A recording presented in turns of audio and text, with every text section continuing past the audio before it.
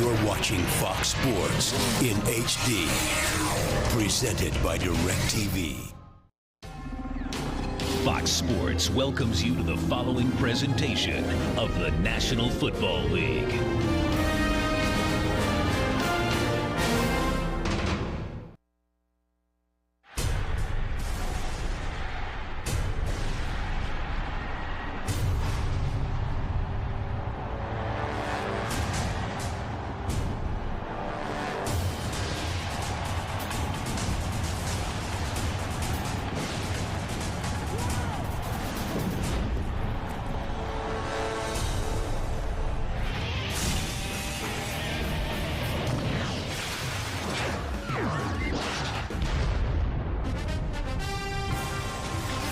It has been a good one over the years, this rivalry between these two organizations. The Philadelphia Eagles, the number 6 seed, taking on the New York Giants, the NFC's number 1 seed. We go down to the field for last-second updates and check in with our Fox Field reporters. Pam Oliver's first up. Pam. Well, Joe, Justin Tuck made a pretty frank admission to me. He said he has some worries going into this game. He wasn't wild about the idle time. He wondered how it's going to affect the Giants' overall rhythm. He also says we got to respect the fact that Philly's coming into this game hot, so we had better start fast. Brandon Jacobs on the other hand, he had a whole different perspective. He says we ain't worried about them. They had better be worried about us. Now let's go over to Chris Myers. Well, Pam, Donovan McNabb doing all he can to keep his hands warm. He said for a road game he feels comfortable, and to handle the unpredictable winds, he has experience here throwing the ball low with extra velocity. He didn't talk about how the Giants didn't sack him in 2 games this year, but he did say, if I have to use my legs and run more in this game, I will. You have to pull out all the tricks. And because of the exposure to the sun on the Giants sideline, which is by design, some of the snow on the ice has not melted near the Eagle bench. It's a little slippery over here. I guess, Joe, what I'm saying is despite the temperature reading, it's colder on the Eagle sideline. Thank you, Chris. Thank you, Pam. Hence the hat for Chris. He looks like he's in prison break. So it'll be chilly down there on the sidelines. 30 degrees with the wind whipping around. It is cold down on that field, and because of the conditions, the Giants and their head coach Tom Coughlin have decided to have both of their place kickers activated. They're going to have Lawrence Tynes for kickoffs and long field goals. There is Tynes. The Giants won the toss. They receive, and so David Akers will kick it away for Philadelphia.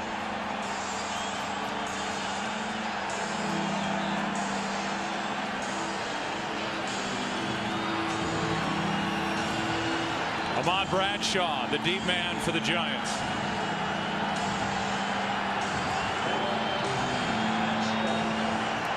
And the wind knocks the football off the tee.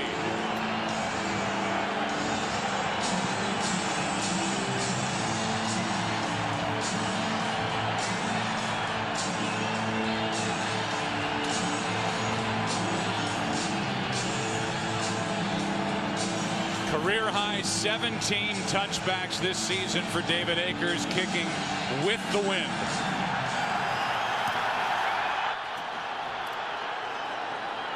From about a yard deep in the end zone, it's Bradshaw. Room to run. What a start.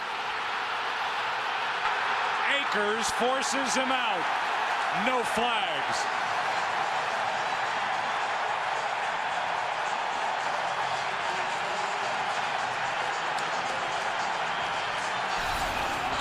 And what did Tom Coughlin tell us just the other day? Field position was going to be real key in this game. You take the opening kickoff, Ahmad Bradshaw starts up the middle, and a great job by the wedge of giving him some clean lanes to run in. David Akers is able to get over there and make the tackle, saving a touchdown. Season-long 65-yard kick return for Ahmad Bradshaw, and the Giants start at the Philadelphia 35.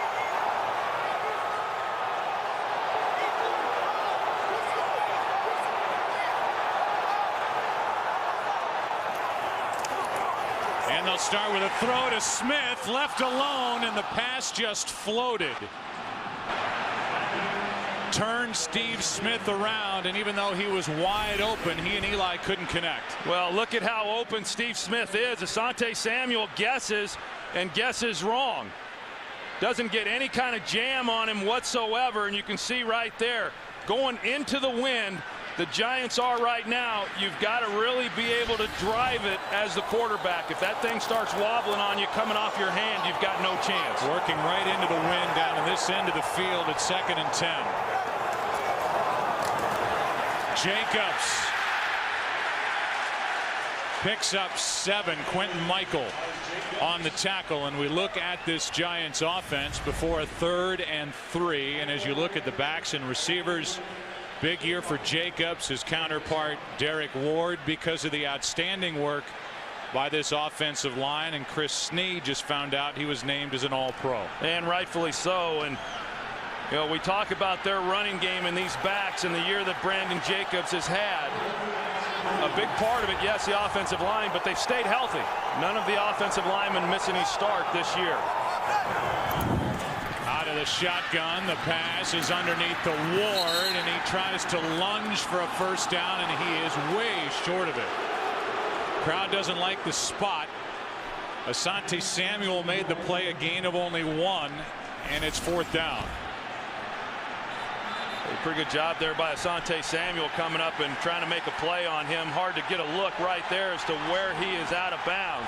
You see him trying to stretch. A good effort there by Derek Ward. And based on where they're at right here, you'd say, well, why not go for the field goal? As we discussed, they are right into the teeth of this win. It's 4th down and 2. They run it with Jacobs, and the big back has a 1st down. A career high 1,089 yards rushing for Brandon Jacobs. Derek Ward with 1,025, and that combo, the 4th running back tandem to each top over 1,000 yards in a single season. Yeah, that's quite a tandem. And normally when you've got 2 backs like that, you've got one guy who's the power runner, you've got another guy who's the real speed guy and home run threat. Each one of these guys, and then also Ahmad Bradshaw, can go the distance from anywhere on the field.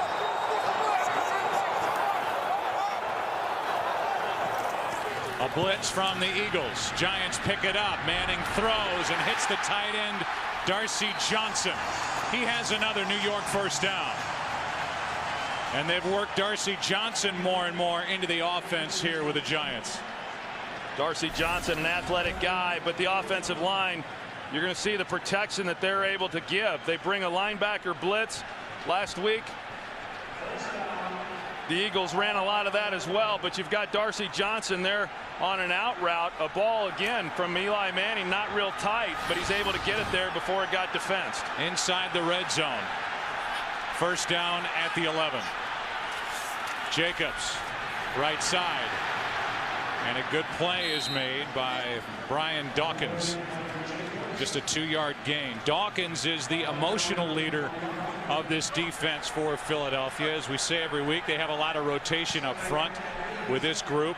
They get Victor Abiamiri back and healthy for their nickel defense up front, and they have a young group of linebackers, not very long on experience, but they are, for the most part, still energetic and moving around the football field awfully well. Yeah, they've played well. Their play has gotten better as the season has gone along, and I think that's why the defense also has gotten better. 2nd and 8, it's Jacobs.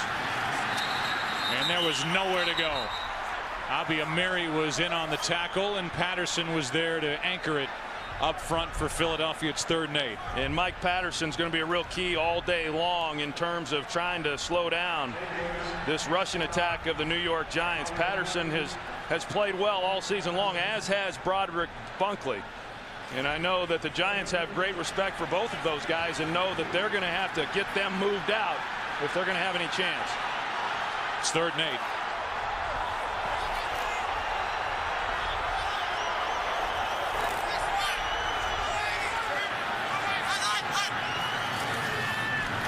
Looking left all the way. That's Ward out of the backfield, and that's Bradley, the middle linebacker, making a solid tackle, a gain of 5. It is 4th down, and it's the field goal unit sent on by Tom Coughlin. And there's a great example of some good play there at linebacker by Stuart Bradley.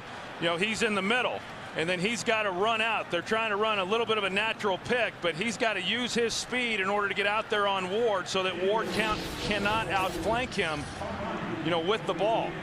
And he's able to do that and keep them from picking up the 1st down. Overall, considering where the Eagles or where the Giants got the ball there, a nice job of holding them to a field goal attempt. Giants started the drive at the Philadelphia 35, and it ends on a John Carney 22-yard field goal. What set it up? The 65-yard kickoff return by Ahmad Bradshaw translates to 3 zip Giants. True to form for the Giants, Lawrence Tynes will kick it into the wind. Quentin Demps, the rookie, is waiting deep.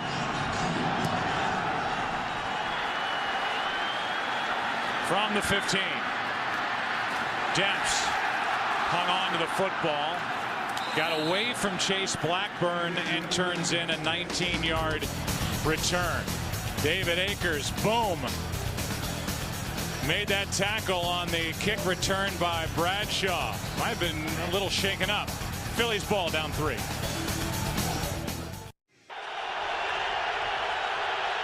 First possession for the Eagles, down by 3. McNabb rolls to his right and fires a laser out to the rookie Deshaun Jackson, who's had a great year, good for 9 yards.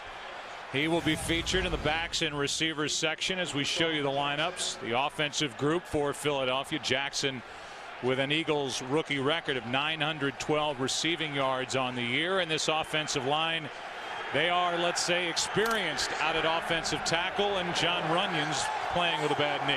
Yes, he is, and it's amazing that he's been able to play through it. He's pretty banged up, as a lot of these players are at this time of the year. They gave Deshaun Jackson 10 instead of 9, and now Westbrook is bottled up back at the 40, a loss of 3. Terrell Thomas, a rookie, made the play. And we look at the defense, the 5th ranked defense across the NFL during the regular season. They are banged up front, Troy, with Justin Tuck playing with a bad right knee, and Fred Robbins a shoulder, and he's had hand issues most of the season. Yeah, it surprised me to hear Pam Oliver report that Justin Tuck would have preferred not to have the bye week. You'd think the one player who benefited from that the most would have been Justin Tuck. 2nd down and 13.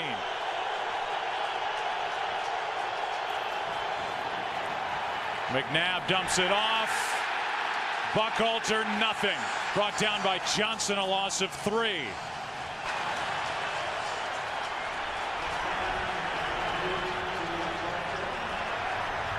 O.C. Umenyiora is back on the sideline with his teammates.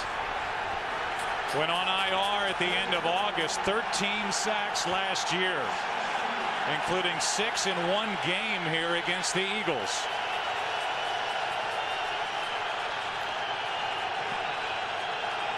Third down and 16.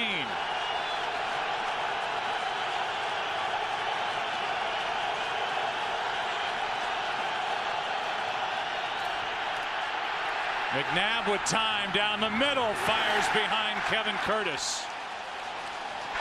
And it's 4th down. So the Eagles offensively do a good job of giving Donovan McNabb some time, but the secondary throughout that series played 6 defensive backs. You've got Corey Webster there on Kevin Curtis. Great coverage. Man-to-man coverage across the board. Nowhere really for Donovan to get that ball. Sav Rocca will punt it with Dominic Hickson waiting deep. And it's a false start against the Eagles. False start. Offense number 38. 5-yard penalty, still 4th. You can hear the effect of the wind on the microphone down there. The umpires having to pretty much stand over the football prior to the center getting to it, just to make sure it doesn't roll. 4th down and 21.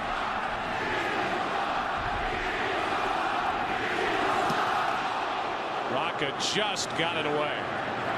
Hickson, penalty flag is down. Now another comes in, and Hickson won't go down. He crosses the 40, but there are 2 flags on the play. An 18-yard punt return, but it doesn't look like it'll stand.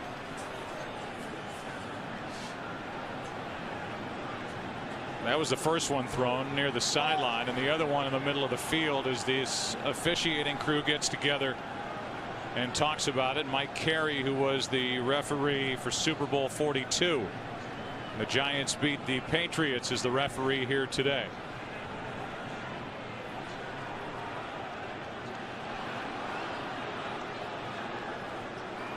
So both fouls are against New York. Yeah, it's got to be pretty upsetting to Tom Coughlin, because they were going to have pretty good field position had they not have had the penalties, and also knowing that they failed to capitalize on their first possession and had to settle for the 3 points. 2 fouls during the kick, both by the receiving team. Illegal block on the back. Number 57 is declined. And unnecessary roughness. Number 21 hitting a receiver out of bounds, half the distance to the goal. First down. So they get the one on Kenny Phillips. They decline the one on Chase Blackburn, and here's the one on Phillips. That shove drew a flag. I'm gonna give you every inch of me on this field. Give me the same in return. All that. Stop bubbles, baby. 1, 2, 3. All in. We out in there, baby. It is just that, a grudge match. And those were the words of Brian Dawkins, who fires up this defense weekend after weekend. Basically a 29-yard penalty as the Giants start at their own 13, and this one's picked off by who else? Asante Samuel.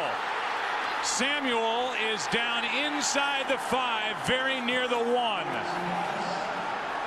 He had one return for a touchdown last week. That is his 7th career postseason interception, and he sets up 1st and goal at the 2. You know, good idea by New York. They're going to come out on the bootleg, but they don't fool the Philadelphia Eagles. They hold containment. They don't let Eli out on the edge, and that's just a throw that got away from Eli. You know, he had a chance. He had a chance, but because of pressure, he released it, and it was a high throw.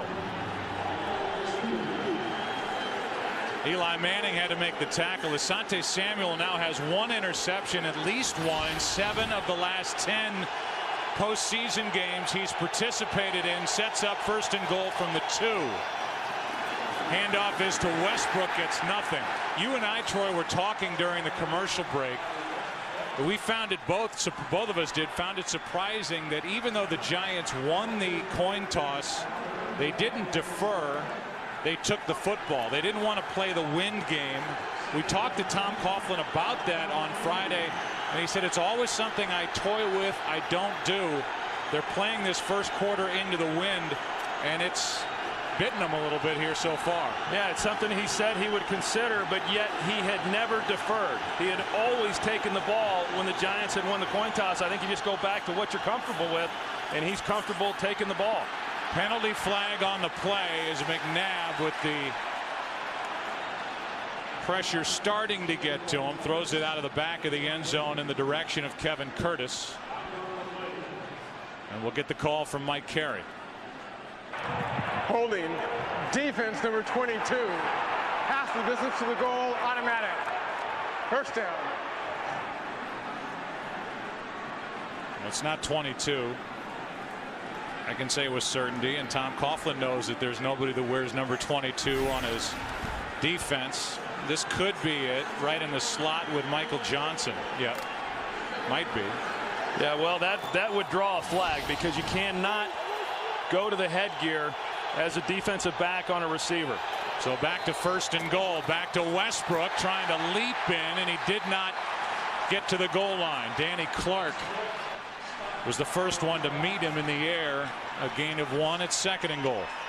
I tell you, this is an area of the field for Philadelphia where they have struggled, you know, throughout this season, trying to run the football in from down around this area, from the 1-yard line, 2-yard line.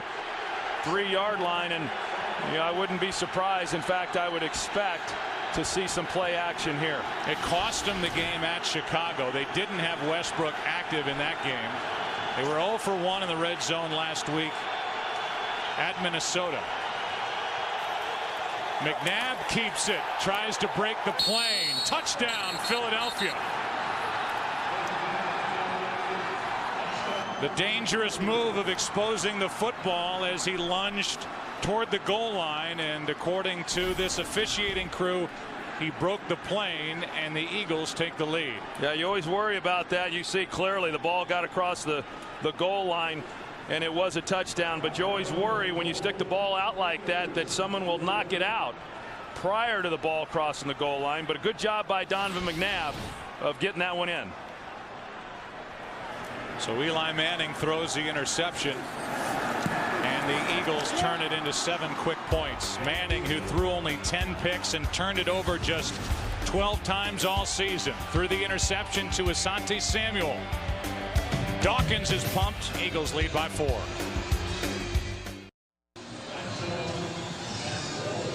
Asante Samuel with his 7th career postseason interception. Rodney Harrison is now tied with his 7 for the most among active players. And Asante, and the money that they gave him, a 6-year deal with $20 million guaranteed to come to the NFC, come to the Eagles from the New England Patriots, where he's played in 3 Super Bowls, won 2 rings. That has paid off this postseason. And his interception turns into 7 points and a lead for the Eagles as Akers kicks it away. And Ahmad Bradshaw from deep within his own end zone takes it out. Gets to the 20, and that's about it.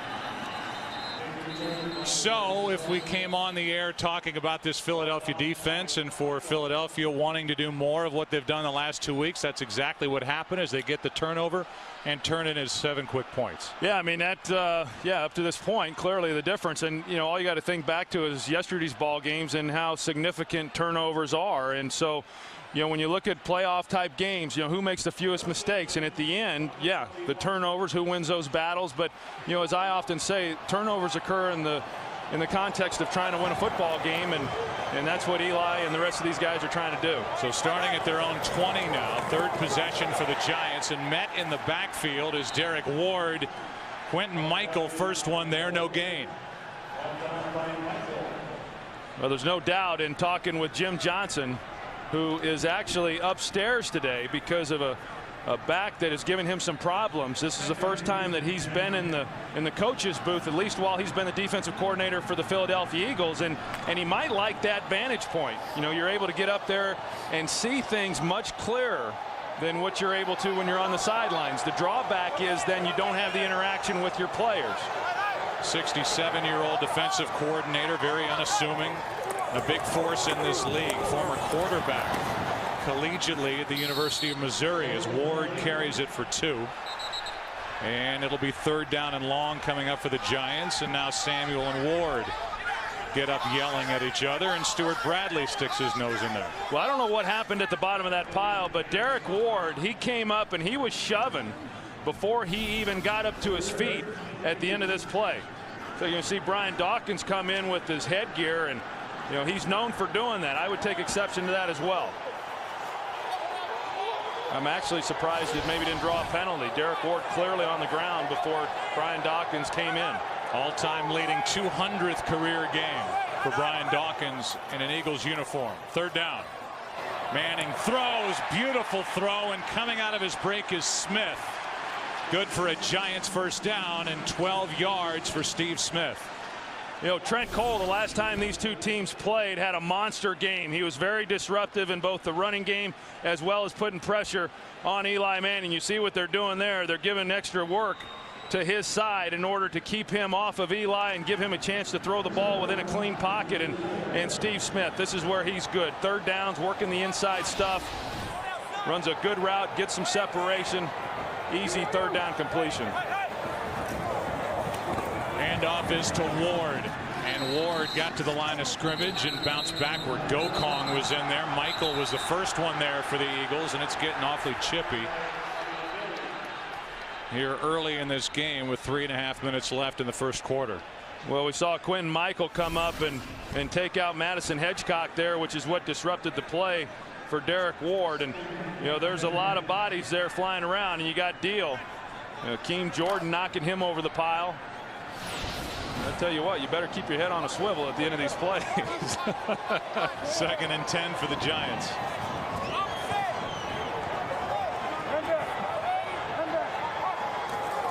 Blitz from the Eagles. Ward over the left side. Not much. Picks up a yard. It's 3rd and long again with Bunkley making the play. Well, and this is what Jim Johnson talked about the other day, is we are going to put an extra guy in the box, and we're going to do everything we can to shut down their running game, whether that's Derek Ward in the lineup, as he has been on this possession, or Brandon Jacobs. But they wanted to get them to 3rd and long. That has been the key to the Eagles' success, and certainly the key the last time these two teams played. Get them to 3rd and long, and then they can start bringing the pressure on Eli Manning. Since the interception, the Giants have run 5 plays, 4 on the ground. It's 3rd and 9. A pocket for Manning, who throws a floater to Toomer, incomplete, out of bounds. And so 4th down now for New York, as the Eagles defense forces another punt. I tell you, Asante Samuel is able to get a jam on Amani Toomer, but then Samuel goes inside and leaves Toomer wide open on the sideline. Eli's able to find him, but he's having a hard time throwing the tight spiral to drive it through the wind. Every time he's tried to get one down the field, the wind has gotten a hold of it and really has made it balloon like a kite. Fiegels is having maybe his best year. Deshaun Jackson with nothing on the return, and Jeff Fiegels, a penalty flag comes in at the end. Jeff Fiegels, who is headed to his 2nd Pro Bowl and who has his highest gross punting average of his career, just hit a 45-yarder with nothing on the return. During the return, illegal block in the back. Receiving team number 37. Half the distance to the goal. 1st down. And that's Considine. Not much, but a penalty, and that will move the Eagles closer to their own end zone. The last Eagles drive started 88 yards closer to the Giants' end zone. This one starts at their own 10. And good play by Michael Johnson. Off the edge, brings down Westbrook, a loss of 1. Westbrook here on the 7th of December, a career high 33 carries, 133 yards.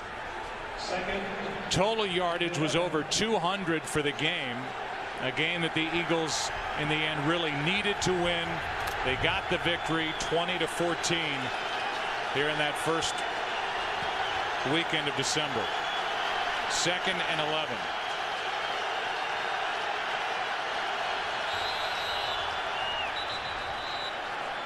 And movement.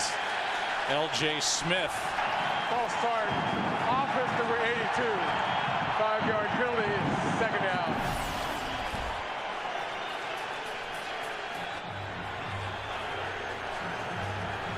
And a flinch. Moves it back inside the 5.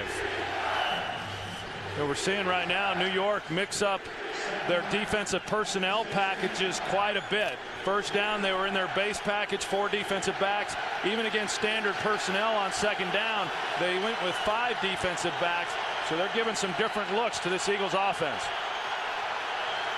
Westbrook at the top of your screen. Instead, they hand it off to Buckhalter, Troy, something we saw a couple of times last week at the Vikings. They spread Westbrook out. All eyes go to Westbrook, and then they hand to Buckhalter. This time they do. Tuck on the tackle, a gain of 5. Yeah, and I think Buckhalter needs to be more involved. I mean, you're always wanting to get the ball to Brian Westbrook. There's no doubt about that. But Correll Buckhalter, when he has been given his opportunities, he has played exceptionally well. Think back to last week, 2 carries, but one of those 27-yard run.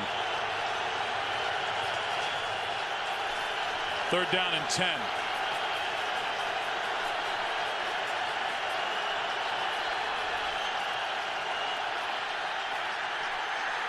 McNabb gets rid of it. The pass through the hands of Avant. And with 12 seconds left in the first quarter, Philadelphia about to punt it back to the Giants.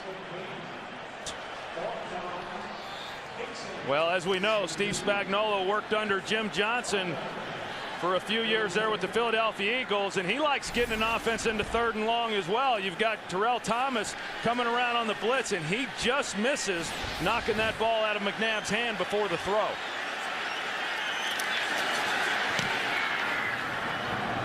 Rocca hits a line drive. Hickson on the return. Wow, what a hit by Considine. And a penalty flag, actually 2, fly in at the end of that play. Sean Considine is on the top of the special teams chart that the Eagles have in their locker room for the work he does on special teams, the dethroned starter at strong safety. And he has had an impact on special teams. During the return, illegal block in the back. Receiving team number 25, 10-yard penalty, first down. So with 3 seconds left, the penalty on R.W. McQuarters.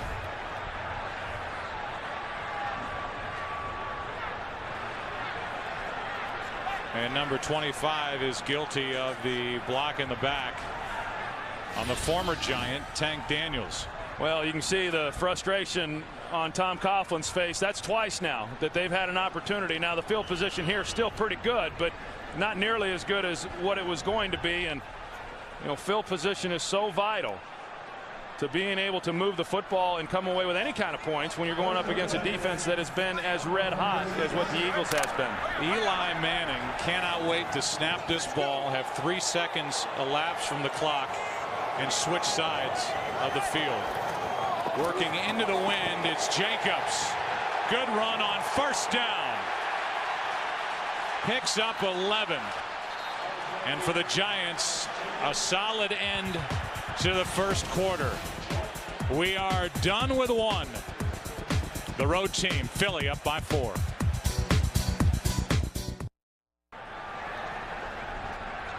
The Eagles have just 10 yards of offense, but they have the lead as we start the second quarter. First down, Giants at their own 47.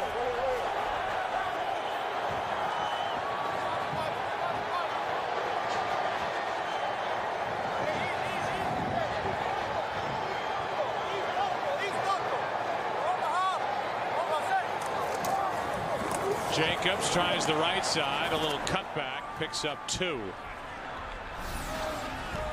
That's a penalty flag, and that's Tom Coughlin, head coach's reaction to the penalty flag. One's yellow and one is facially red. Yeah, there's never any confusion as to how Tom feels about anything. And just knowing, one, he just doesn't like penalties, but knowing how important, you know, I've talked a little bit about it already here in this first quarter, how important field position is, and when you shoot yourselves in the foot and you give that up, that's frustrating. Toss to Jacobs, running left. Gokong made the play, and Jacobs picks up 1. So a 3rd and long coming up. And for Philadelphia's defense, I know that was a second down play, but what they were good at this year, they were number 1 in the NFC in what they allowed the opposing offense to do on first down. Only 4.1 yards on first down on average. And so eventually that translates into 3rd and longs. And that's when this Philadelphia defense comes at you. Yeah, and then that translates into being second best in the National Football League, stopping teams on 3rd down. And then that means that your offense gets the ball back. A blitz. Manning slides, throws, Smith out of his reach. It was there. Manning missed him a little too deep, and it's 4th down. Yeah, Steve Smith, he's able to get by him. You're going to see Sheldon Brown, who's in coverage, and he's got safety help over the top, but Dawkins was a little late getting there, so a better thrown ball, and Steve Smith is able to make a play in behind the safety coverage. But you know, now New York is throwing with the wind, so that presents another set of challenges for a quarterback throwing with the wind. Fiegels hits it. Kind of a knuckleball that takes a bounce, and it's still alive. Down by Zach Diassi. Terrell Thomas knocked it back into play, and Diassi got on top of it at the 5. What a good play by the rookie Terrell Thomas. And now Philadelphia will take over at their own 5, up 7-3. The Eagles' first play today was a 10-yard completion to Deshaun Jackson. Since then, they've run 9 plays for no yards, but they have a touchdown. 10 total yards for the Eagles' offense. Starting at their own 5. And a blitz from the Giants. Handoff is to Westbrook. Picks up 1.5 yards. The ball comes out, but they've blown it dead. The play is dead at the 6, and the ball belongs to Philadelphia. Yeah, it looked from here that he was down, and a good call there by the official. Take a better look at it here and see if his knee's on the ground before the ball comes out. Yeah. His arm was. His arm was. The ground caused it. It's 2nd and 9 from the 6. I'll tell you, this Giants defense up to this point has done a good job on Brian Westbrook. That was a #1 priority coming into the game, and they've accomplished that so far. Another blitz. McNabb is in trouble. Just flips it out of there. And they throw the flag. If it happened in the end zone, that's a safety. Yeah, and it did, and that's a good call. Donovan McNabb clearly within the pocket. Grounding. Offense number 5. No receiver in the area. Safety. That's a good call. Donovan McNabb was clearly in the pocket and trying to avoid the sack. Throwing it out. No receiver in the area. You're going to see as he drops back. Good pressure there. Justin Tuck coming off the edge. He's the first one there, and just an attempt to get it out. He had nowhere to go, nowhere to escape. The guys filled their lanes inside. Good defensive stand. And so how about that? The New York Giants in 2 games, even though they had 42 sacks on the year, 6th best total in the NFL, did not have 1 against Philadelphia. Had 15 against the Eagles last year. And here in the divisional playoff game, it's Justin Tuck getting McNabb and forcing the 2-point safety. Yeah, and Justin Tuck, as we talked about, he has been banged up. He's only had a half a sack over the last 4 games. In fact, this entire defensive unit has not been nearly as productive getting after the quarterback as we had seen earlier in the year. I think it's a group that had just gotten worn down.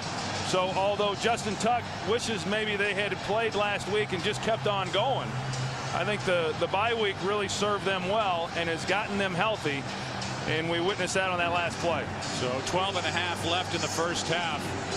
The Eagles lead is 2. Now Rocca with a free kick and waiting deep. Bradshaw and Hickson going to punt this into the wind. So the Giants at the very least should end up with good field position. Good punt from about the 20. Bradshaw dragged down from behind by Tracy White. A 12-yard return. Justin Tuck, big number 91, adds 2 to the scoreboard for the Giants. 7-5 Philadelphia.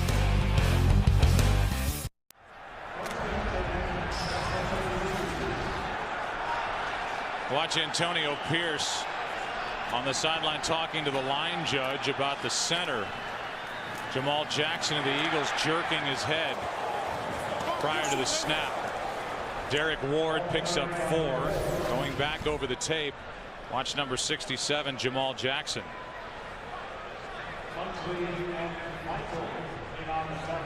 Yeah, I didn't see much there, but it never hurts. I don't blame Antonio Pierce for going over to the line judge and saying, hey, I want you to take a look at this. As a center, you can't jerk your head up. They would throw a flag on that. I don't think Jamal Jackson did anything wrong from what we just saw, but why not at least plant the seed if you're Antonio Pierce? 2nd and 6.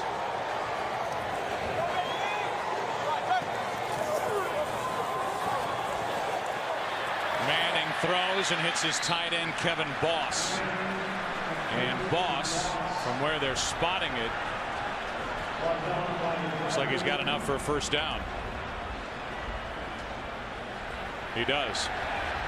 Well, and Kevin Boss has come along. You know, think back to last year and the job that he did in the playoffs last season, and didn't have a lot of catches, but boy, the ones he made were sure big catches. Thinking about the Dallas game before the half, certainly in the New England game in the Super Bowl, but he's had a nice sophomore year.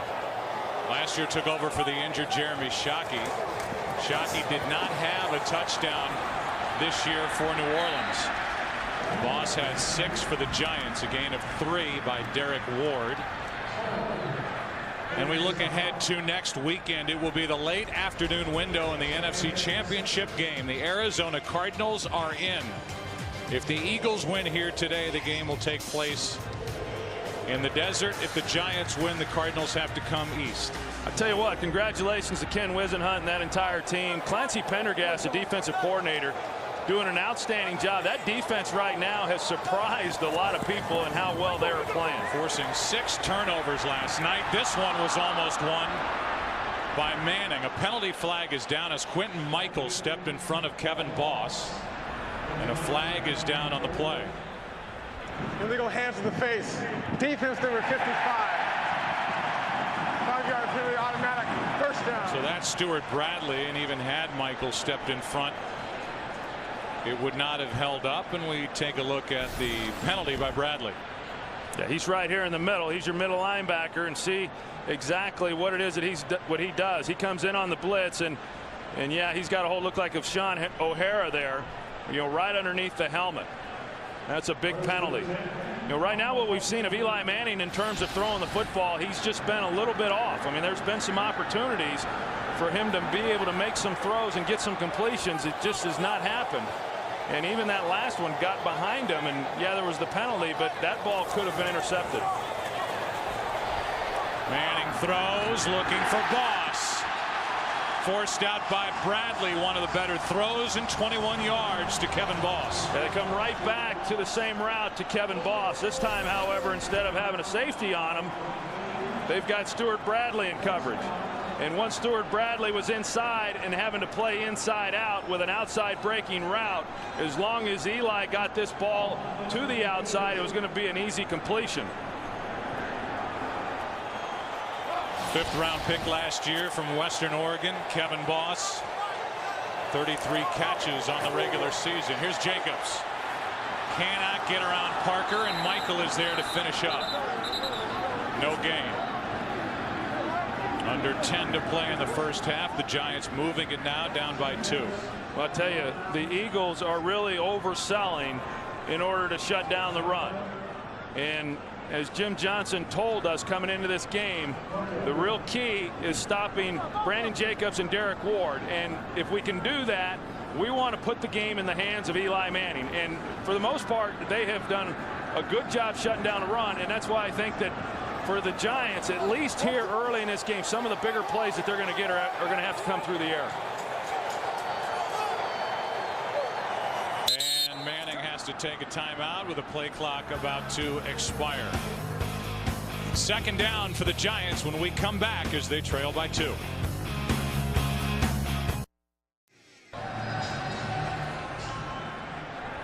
Giants had to use a timeout. 2nd down and 10 with 9:07 left. Inside field goal range as they trail by 2.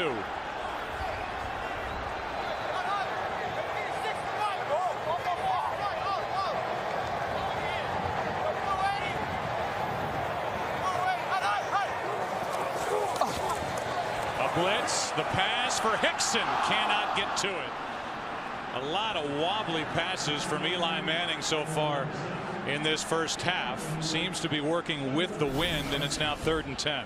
They're going to bring the blitz off the edge here with Brian Dawkins, and the Giants pick it up, and they're able to give Eli a pretty good pocket. You know, the Giants feel like they've got a good understanding of where those blitzes are coming from, and that's why they've been pretty successful in blocking it up. But that's another opportunity missed. Dominic Hickson was able to get in behind Sheldon Brown. They're just not able to connect.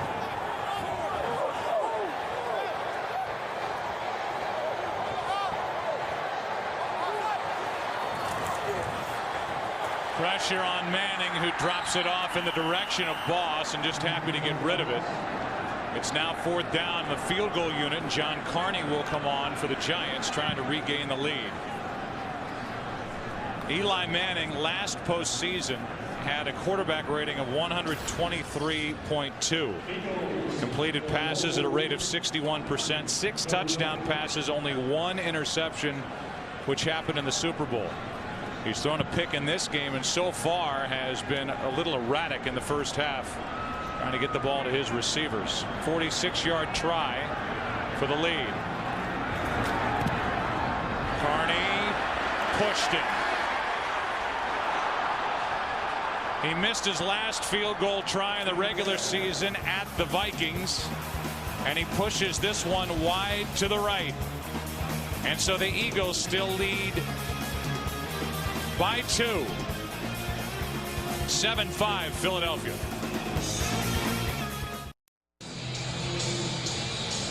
Now it's Donovan McNabb's turn to work the official. In this case, referee Mike Carey. Still talking about the safety. Yeah, he made it 7-5. He's trying to say that he got hit as he was throwing, and that's why the ball came out and was in the area of no receiver and should not have been a safety. Nice try.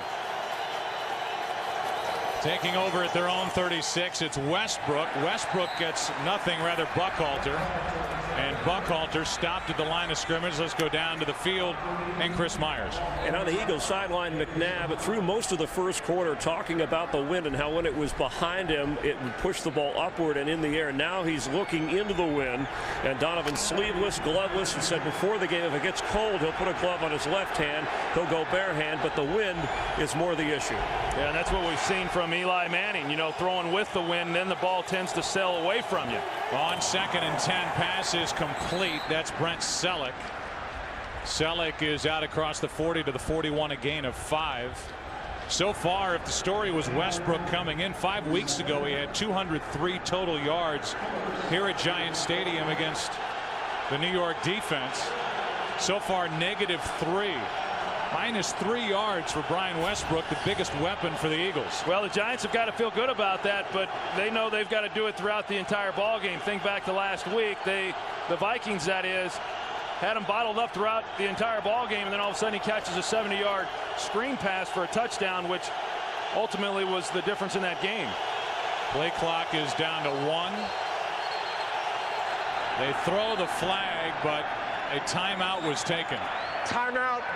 Philadelphia, their first 30-second timeout. Take a look at the season review for the New York Giants. Michael Strahan retires. Osi Umenyiora lost during the preseason to the knee injury. They come off the Super Bowl and have an 11-1 start, best in Giants history. Plexico Burress self-destructs. They beat Carolina here a few weeks ago to clinch home field advantage. That was their only win, Troy, in their last 4 games. All of that coinciding with a loss on the field of Plexico Burress. Yeah, and a lot of discussion coming into this game about the fact that they had lost 3 of their last 4. And, you know, the players and coaches, as you would expect, pointed to the fact that when they had to win a game against Carolina and clinch home field advantage, they did that. I think more importantly, you think back to last year, they had lost 2 of their last 3 going into the playoffs last year, and it didn't seem to affect them. 16 total yards in this half for Philadelphia. 3rd and 5. Over the middle, pass is caught and hung on to by L.J. Smith. First down, Philadelphia. Well, that's Philadelphia's first conversion now on 3rd down, and they're able to get to Donovan McNabb. It's just a little bit late. And 2 guys there on L.J. Smith. Donovan making a good throw and fitting that one in there. You see there Matthias Kiwanuka coming down low on Donovan McNabb. Giants in this game offensively 1 for 6 on 3rd down. Philly now 1 for 3. Toss to Westbrook, running right. A 2-yard gain by Brian Westbrook. Justin Tuck out there defensively for New York. And Donovan is having trouble with his helmet. Had to change it during the timeout. Now he's back to a different one. Yeah, a lot of times when you change helmets like that, it's primarily because you're not getting the call from the sidelines as clearly as what you'd like. Maybe the communication device is breaking up on him, and he's not hearing as well as what he'd like to, so he goes with the backup helmet. 2nd down and 8. Now his chin strap's unbuckled. Still unbuckled as he hands to Westbrook, his biggest run. And Westbrook picks up 7. Blackburn on the tackle. And Westbrook, it appears, is inches short of a 1st down. McNabb kind of piecemealing this thing together. The chin strap comes loose, then he runs back over to the sidelines, gets the chin strap off the old helmet, trying to get him as comfortable as he can out here. So now he's got a new chin strap, and he's got a 3rd and 1 facing him.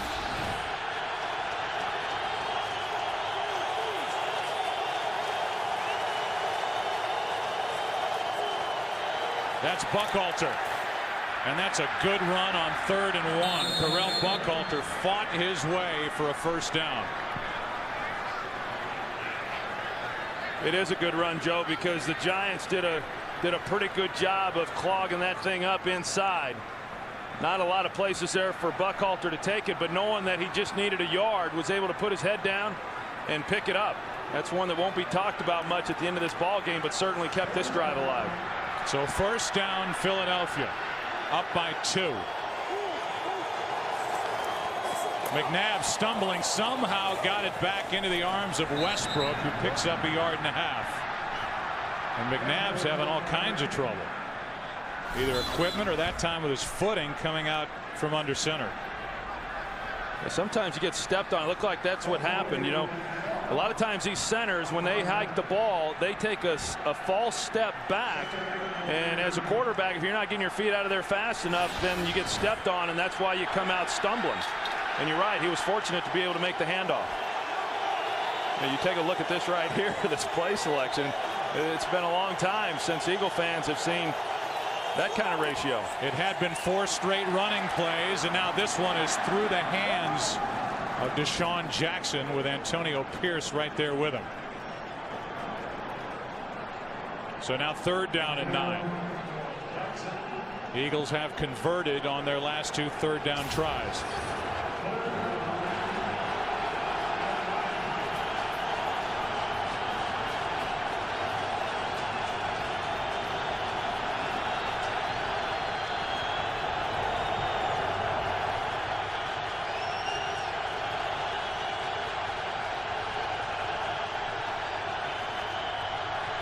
A blitz. Thomas came unblocked.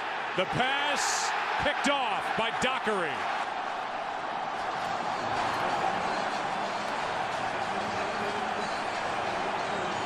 The rookie Terrell Thomas has had a very good 1st half, and he forced that pass as he came on the blitz.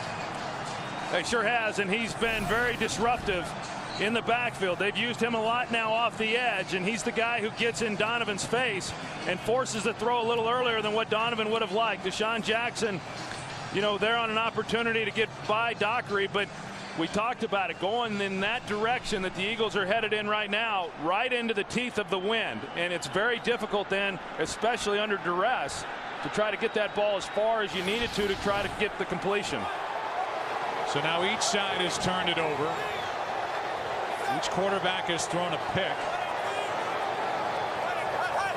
Each side has 2 timeouts left in this 1st half. Jacobs brought down by Sheldon Brown at the 44.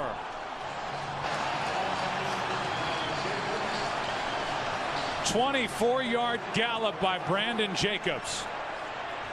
Well, they don't talk a lot about Madison Hedgecock, but watch the job that he does coming off the line of scrimmage and how he leads the way then for Brandon Jacobs. A nice block on Quentin Michael, the safety, gives him a lane, and out in the open field, we all know Brandon Jacobs, a big man and very difficult to bring to the ground. Yeah, not going to go down on the arm tackle try. That was the longest play from scrimmage of this game for either team. 24 yards, and now Derek Ward over the right side picks up 5. Stewart Bradley on the tackle for the Eagles. You know, Sheldon Brown, who's on the opposite side of where this ball was run, comes all the way across the field, and he's the guy who ultimately makes the play. Great hustle on his part. It's a 24-yard run by Jacobs. He has 49 yards in the game. The Eagles have only 39 yards of offense. 2nd and 5.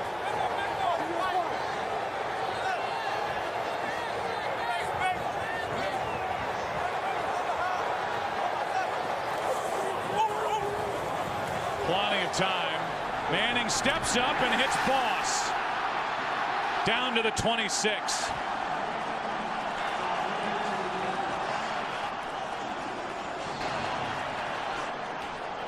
Stewart Bradley fell down in coverage, and Kevin Boss is good for 25 yards. Well, Eli Manning was looking elsewhere, but when he steps up into the pocket off the play action, it forces him then to get his eyes right to his tight end. And Kevin Boss runs a good route. Bradley goes down. Good execution. Here's Jacobs left side, a cutback, and throws his helmet into the chest of Bradley. That'll take us to the 2-minute warning. A 5-yard run by Jacobs after the 25-yard pass to Boss. Giants moving it down 2. This telecast is copyrighted by the NFL for the private use of our audience. Any other use of this telecast or of any pictures, descriptions, or accounts of the game without the NFL's consent is prohibited. During the break, the officials got together, met as they're doing right now, and they took that 5-yard carry by Brandon Jacobs off the clock because they said the clock hit 2 minutes prior to the snap. I would say it's almost simultaneous and maybe just a hair before 2 minutes were left. And instead of 2nd and 5, I mean, it happens almost bang bang. Tom Coughlin, you could see him say that you can't do that now. They're taking the yardage away. They're putting 2 minutes exactly on the clock. And instead of 2nd and 5 at the 21, it's 1st and 10 at the 26. Maybe not a big deal, but you know that Coughlin would love to have that 5-yard run and a nice manageable 2nd and 5 coming up. Well, the problem as I see with that is that it was not stopped, you know, within regulation. It wasn't until Andy Reid went over and had the conversation with him. Either way would have been okay if they had ruled it had hit the 2-minute warning or not. I can't believe they went back and changed it, though. Here's a quick throw to Dominic Hickson, and he is wrapped up by Sheldon Brown, but a penalty flag is down. And it's an offside against Philly, so in the end, they're going to end up with 1st and 5. Offside, defense, number 75. 5-yard penalty, 1st and 5. It's Jaquay Parker, and in the end, the Giants benefit from all that because they get an extra down. And instead of 2nd and 5 from the same spot, it's 1st and 5. You know, Andy was pretty proud of what he was able to get pulled off, but you're right. Now the Giants are in better shape than what they had been if they had been allowed to run that play. So 1st and 5 from the 21, down by 2.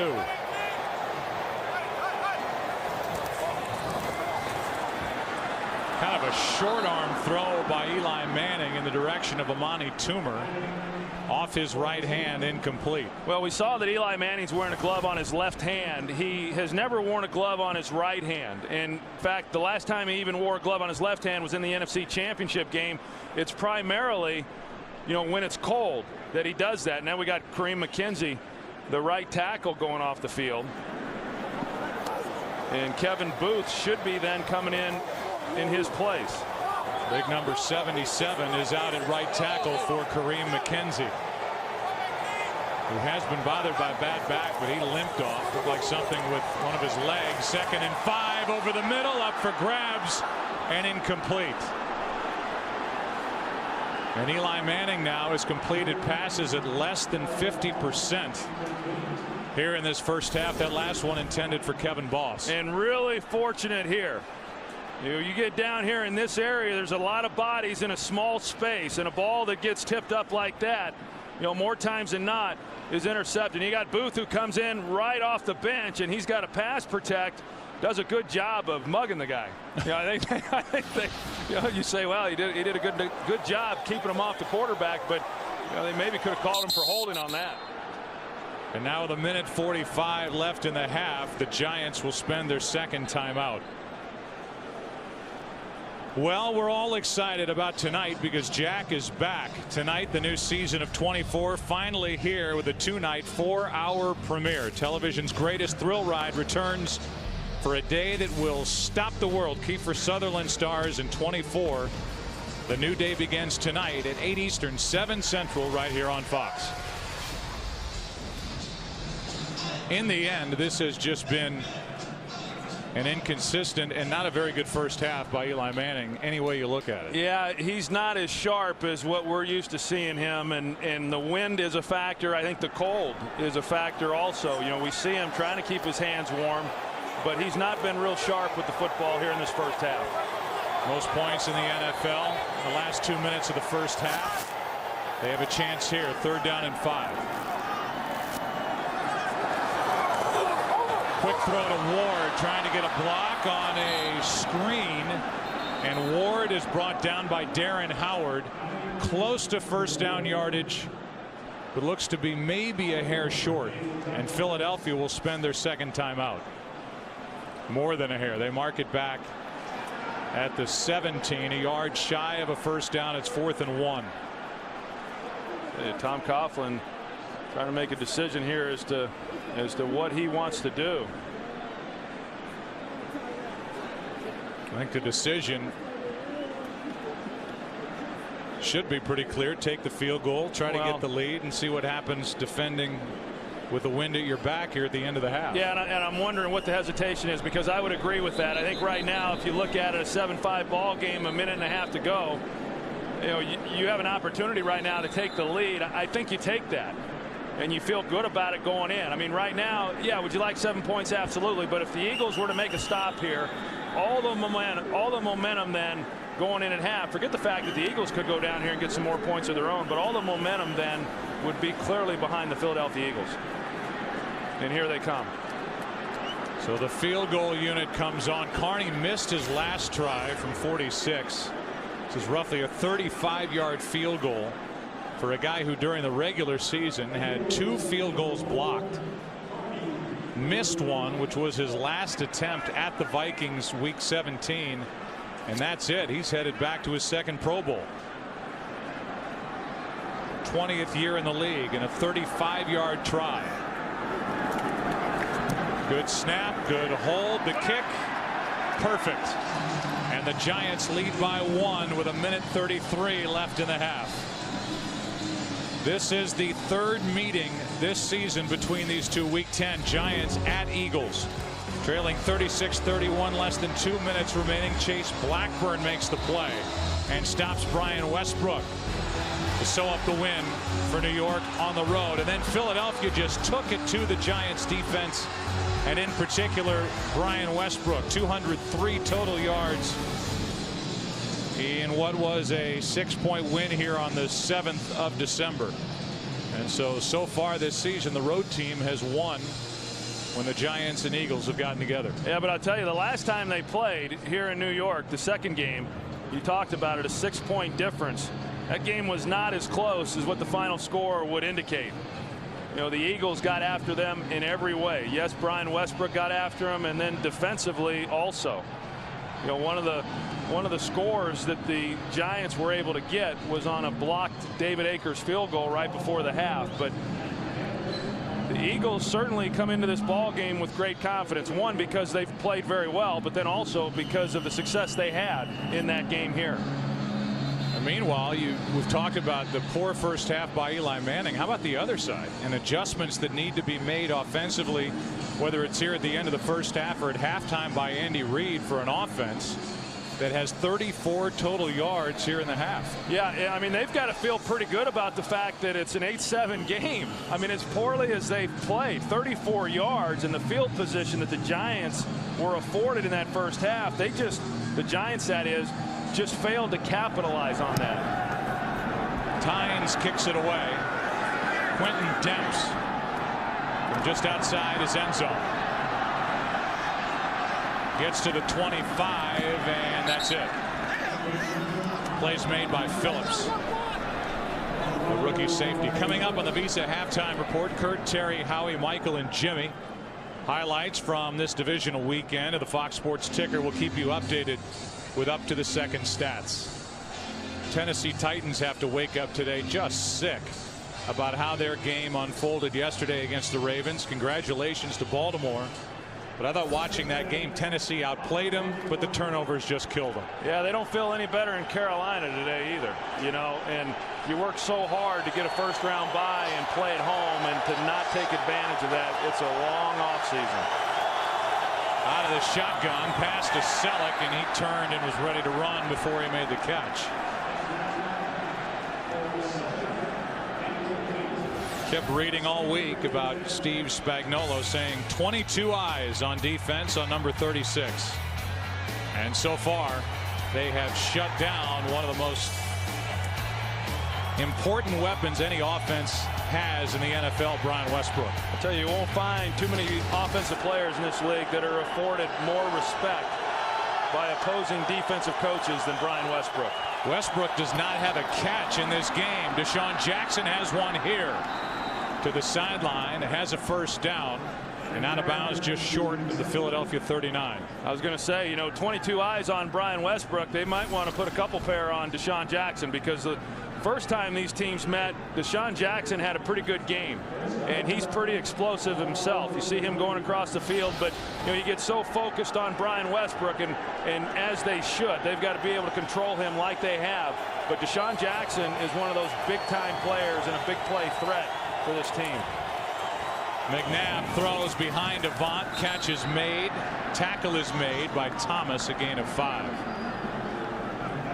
The Eagles have done their best to chip away at a frozen sideline where David Akers and Sav Rocca are getting loose.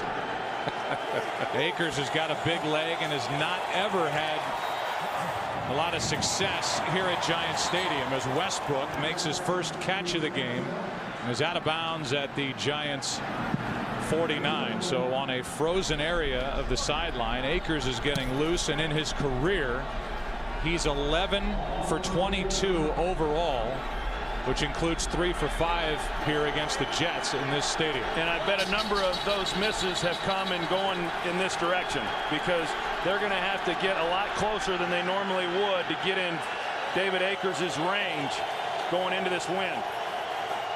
47 seconds remain. Philadelphia has a timeout left. This one is Avant making the catch inside the 35 to the 34. 15 yards, and the Eagles use their final timeout. Well, the Giants, they bring pressure inside, and you can see how much room they're giving Jason Avant. And he just runs a square in, and Donovan McNabb puts it right on him.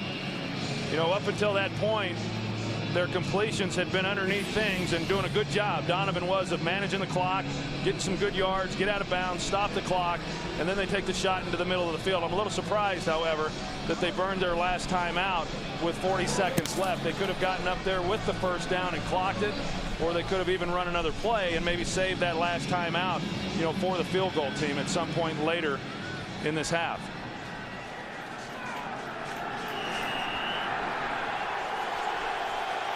First down at the Giant 34.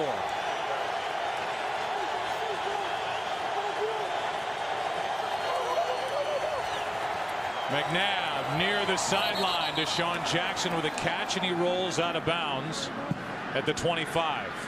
A 9-yard completion with 36 seconds left. Yeah, and so for an Eagles offense that really hasn't done anything the entire first half, you know, now they're moving it pretty methodically, and the reason for that is that from a defensive perspective in this situation, all you're thinking about is, I can't give up the big play. I don't want to give up a touchdown. And so all of a sudden, all those underneath throws become a lot easier to complete. 2nd and 1. McNabb throws it away. You saw the numbers now, 5 for 7, 50 yards on this drive. After Donovan started this game, 4 for 9, 18 yards and an interception. And while the Giants were the best in the league in the category of points scored in the last 2 minutes of the first half this season, the Eagles were right behind them at number 2. And I think that's a significant statistic. as well for both teams. And what it means is that more times than not, each of these teams has gone in feeling pretty good about what they had done there in the first half. It's 3rd down and 1. The handoff is to Westbrook. He gets the first down, but the Eagles are without a timeout. The offense near the line after that quick play, and McNabb stops the clock with 18 seconds left. Let's go down to the field and Chris Myers. Well, Joe, you were talking about Akers before. He was a little upset because he said he needed at least 5 yards of warm-up room on the side, and they brought a heater over prior to the game in the kicking net, but every time they would melt it, it seemed like it would freeze up again. He did say 40 yards. He felt comfortable enough from this end, considering the wind is in his face. Right now, they are at a 40-yard field goal try. So they're right there on that number, 2nd and 10. McNabb steps up. Penalty flag is down as McNabb is shoved out of bounds by Antonio Pierce. 10 seconds left in the half. A flag is down.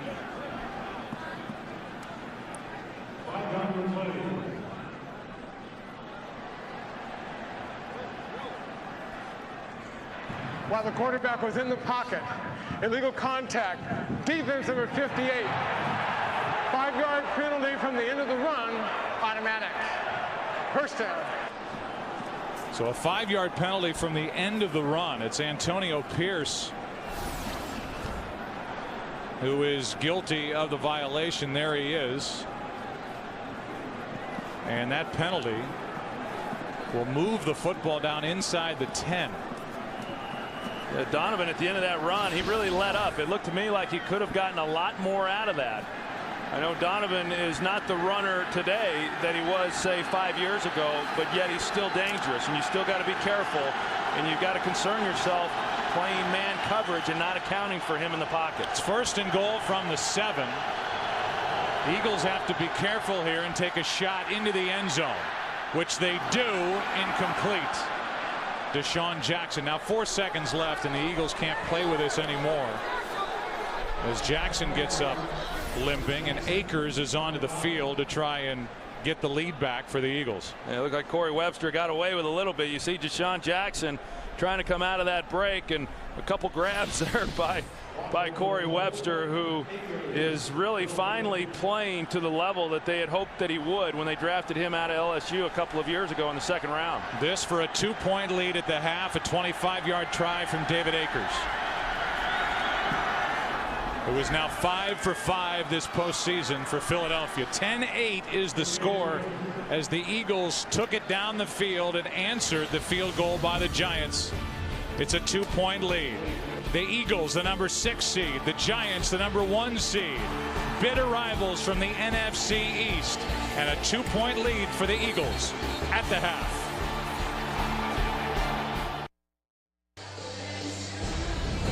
It is an emotional divisional playoff game. The New York Giants, the Philadelphia Eagles. And only 2 points separate the teams at the half.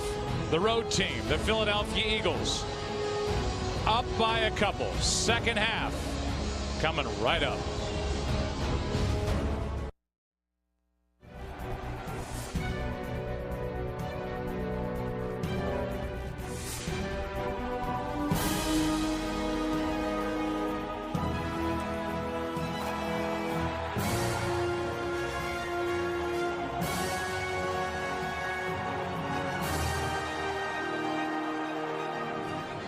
Well, the Philadelphia Eagles will get the ball to start this 2nd half.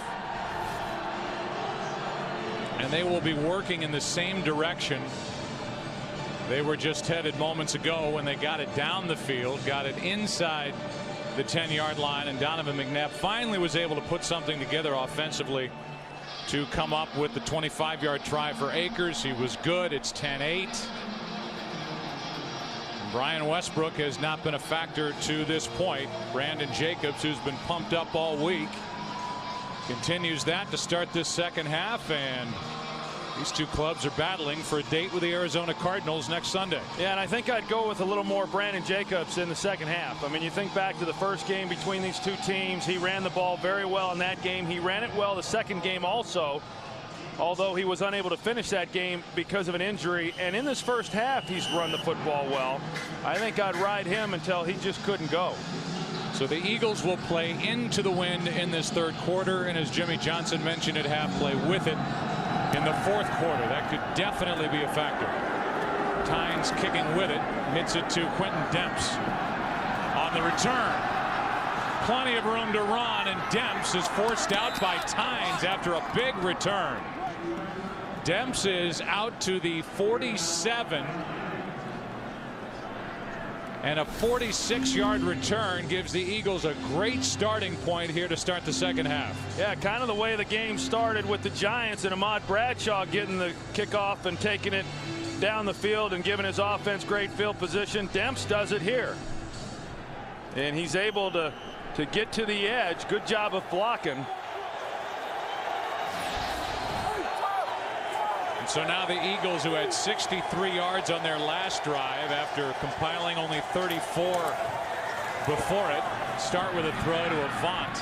Jason Avant has become a favorite target for McNabb.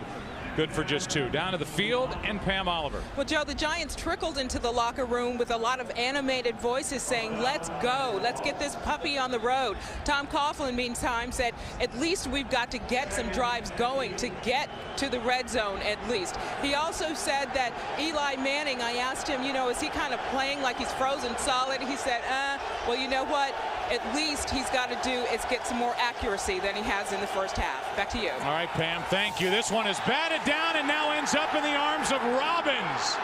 Big Fred Robbins is tripped up.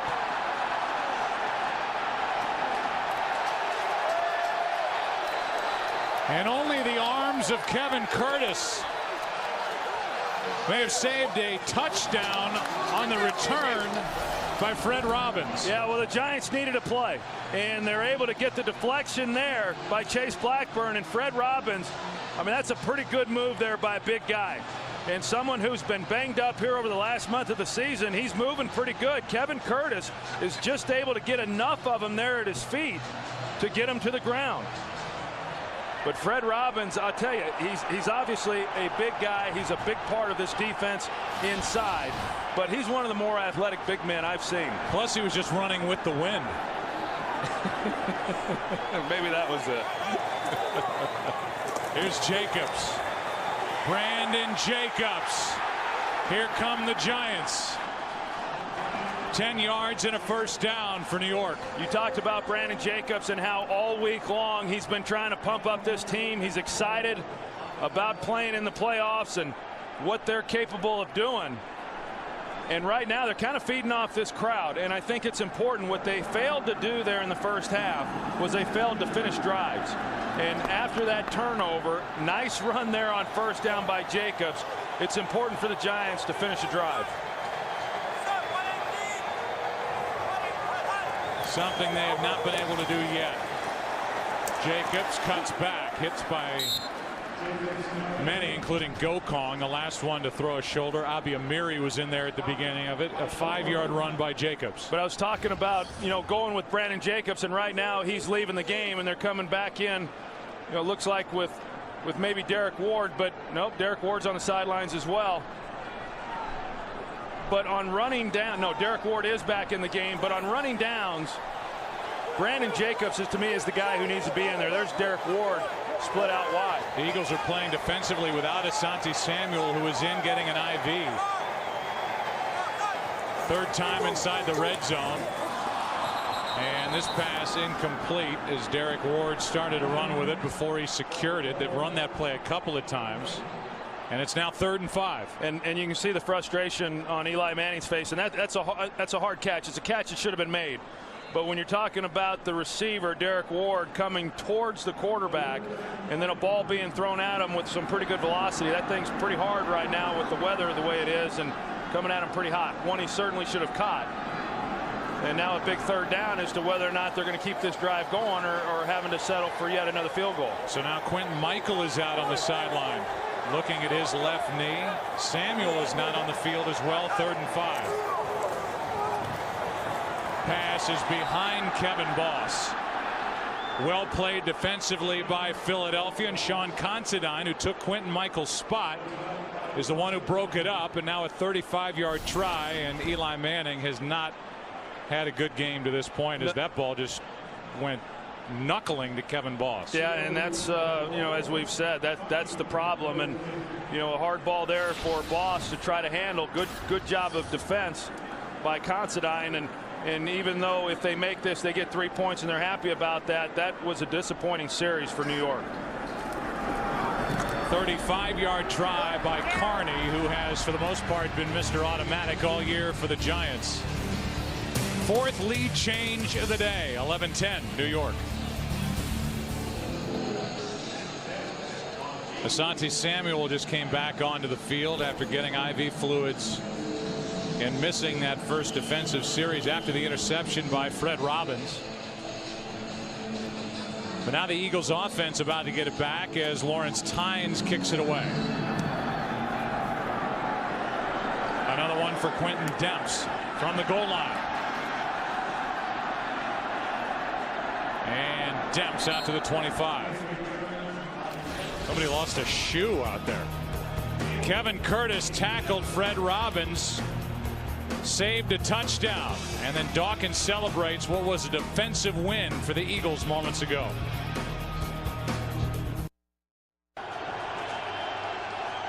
Starting at their own 25, now down by 1. Philadelphia fakes the handoff. They roll out McNabb, and the pass is off the fingertips of Brent Selleck. I'll tell you, neither quarterback has really been able to throw the ball with much effectiveness, and obviously the wind is playing a role in that. I think the cold is also, but even on some of these shorter throws, those are not difficult throws to make really under any conditions, and yet they've struggled even with some of the more simpler throws. Both quarterbacks are under 50% and under 100 yards throwing the football. Here is a carry for Buckhalter out to the 30, a gain of 5, but a penalty flag comes in.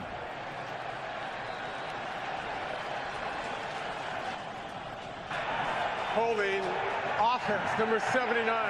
10-yard penalty is still second down. They get Todd Hermans, who Andy Reid will tell you has played the best out of anybody up front along his offensive line.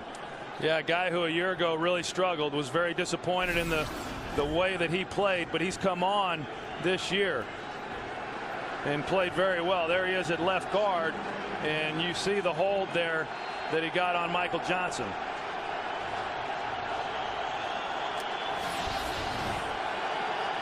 Now Quentin Michael limps off.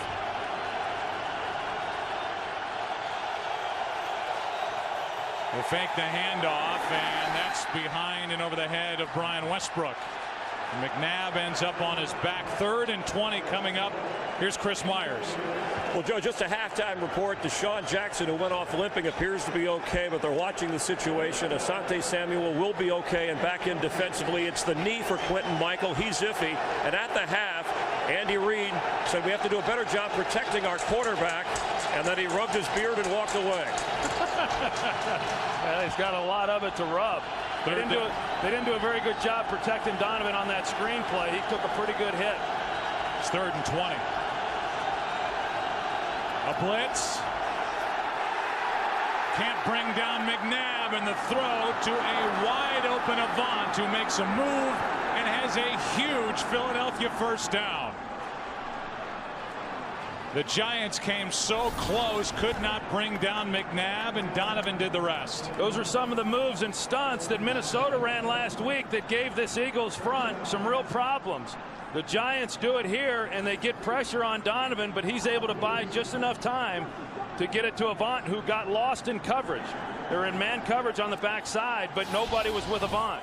Matthias Kiwanuka just left with his arm hanging, his right arm. That was a 21-yard completion on 3rd and 20. Aired out, sideline. Penalty flag is down, and this pass is dropped by Curtis. wide open, and the pass hit him right in the hands, and Curtis could not hang on. But a flag is down. Mike Carey has been busy. Illegal hands to the face. Defense number 31. 5-yard penalty. Automatic. First down.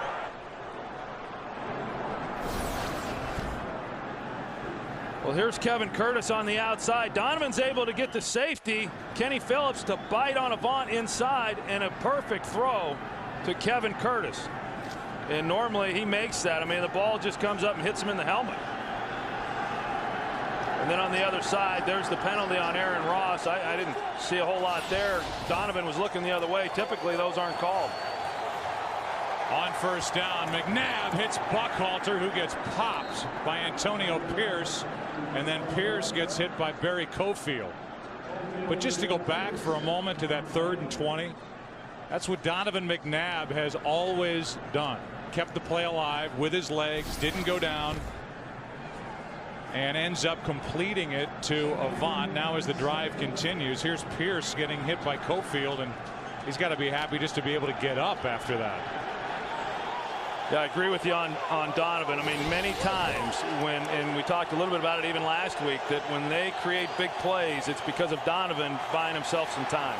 Over the middle, McNabb hits.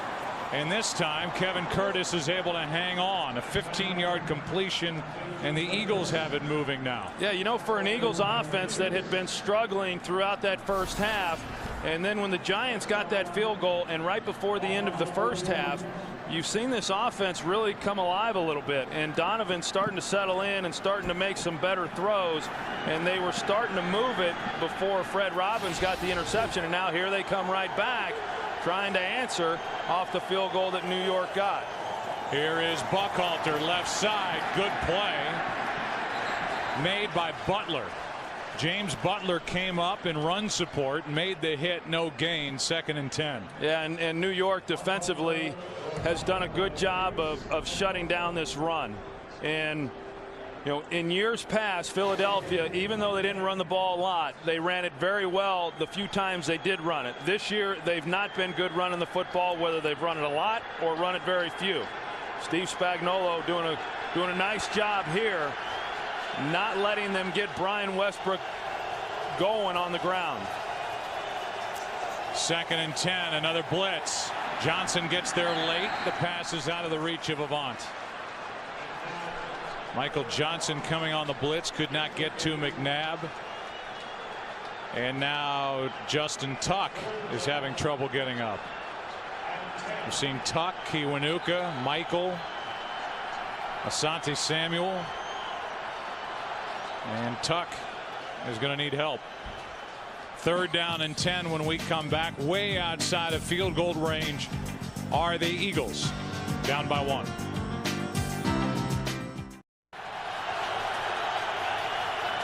Third down and 10.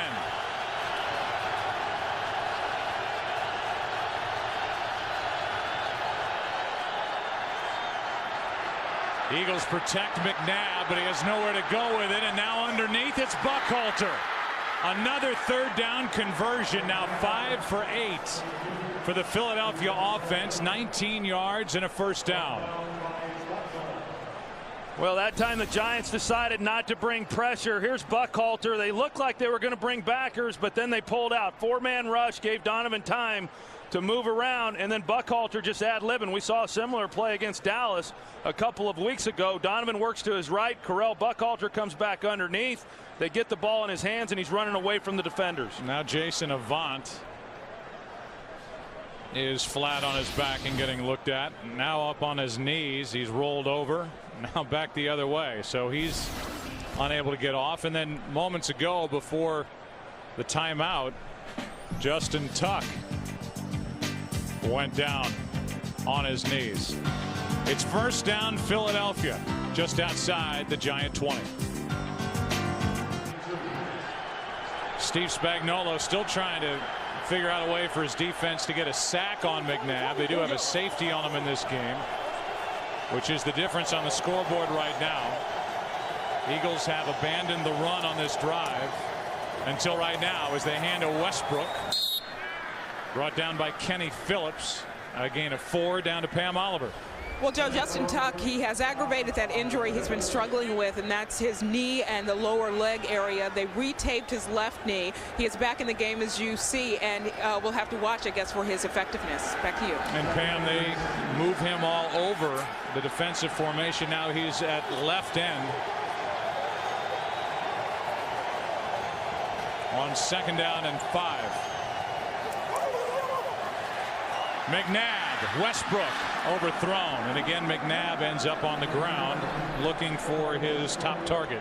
And going into that corner of the end zone is probably the most difficult throw for any quarterback in this stadium. That's where the wind is really swirling a little bit differently than it is anywhere else. You're into the wind, but there's a little bit more action going on. And this was a ball that typically Donovan will be able to complete. And it's a good route by Brian Westbrook. He's open, an easy throw under normal conditions, but these aren't normal conditions. 11th play of this drive. It's 3rd and 5.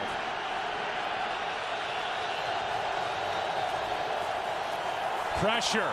Pass was behind the intended target, Westbrook. Kiwanuka was coming, and McNabb had to get rid of it. Yeah, and that's why, you know, at the end, if things continue the way that they have, and people look at the numbers and say, wow, neither team had a sack, as was the case the last time these two teams played with the Giants, not able to get Donovan to the ground. But yet pressure is still an important part of it. And they have been able to get pressure on Donovan, and that last one forced Donovan to get the ball out sooner than what he had wanted, and that's why they failed to convert. 35-yard try for the lead. Akers drills it, and he has now made 17 straight postseason field goals, a new NFL record. McNabb got the team down the field and back on top.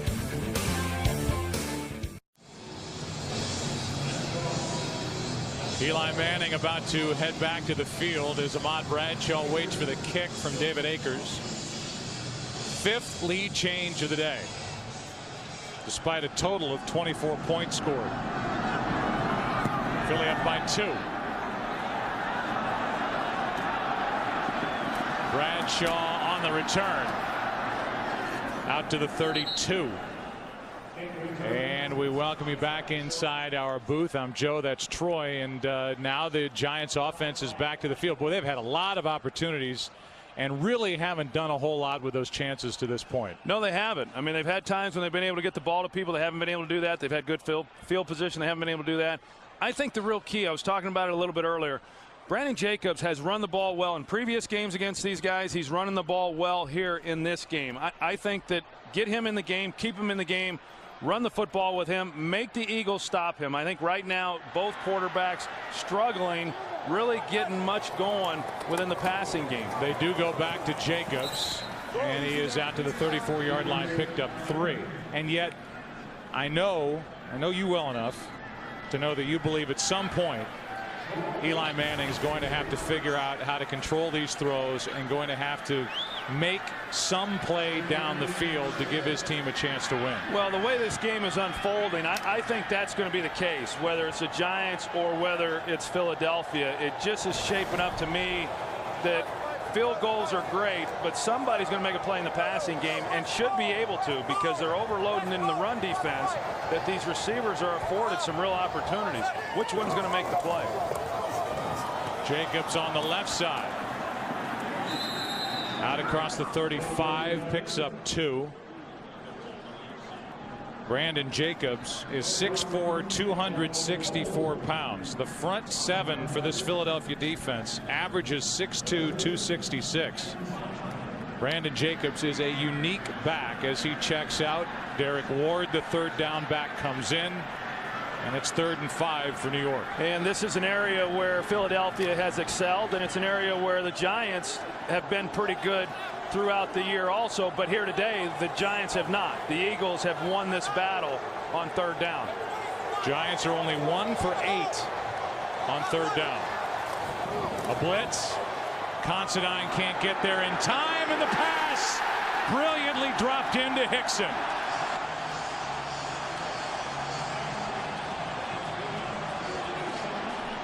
Not only the best throw of the day from Eli Manning, but it came at a good time on 3rd and 5. Yeah, because Considine, he comes as a safety blitz, and Eli hangs right in there.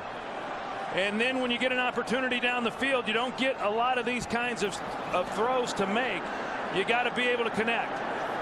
And Hickson doing a good job of getting down the field with pretty good coverage, but a perfectly thrown ball by Eli Manning.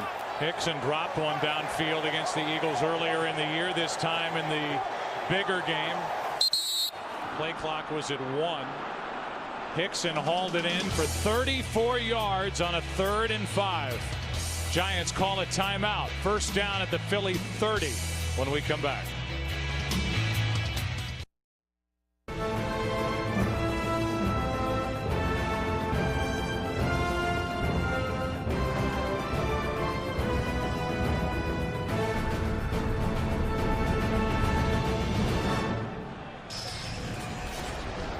First player depicted in that little video piece, Concrete Charlie.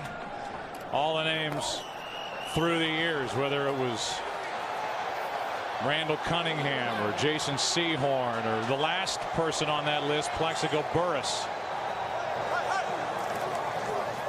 Play action from Manning all day for Eli, who throws high for Hickson.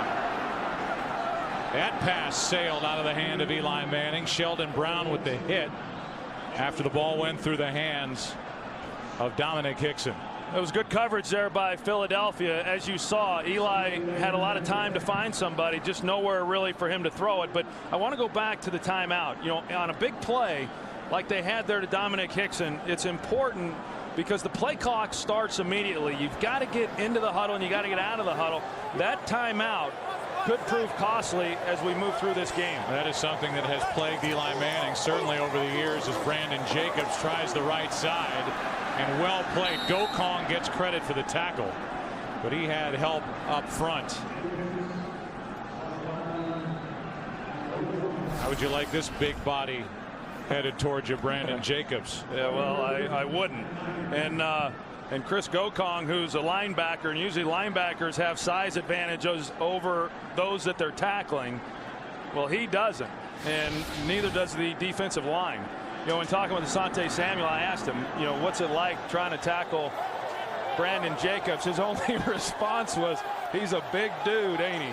You know, he's not getting any smaller. 3rd down and 9. A blitz from Michael.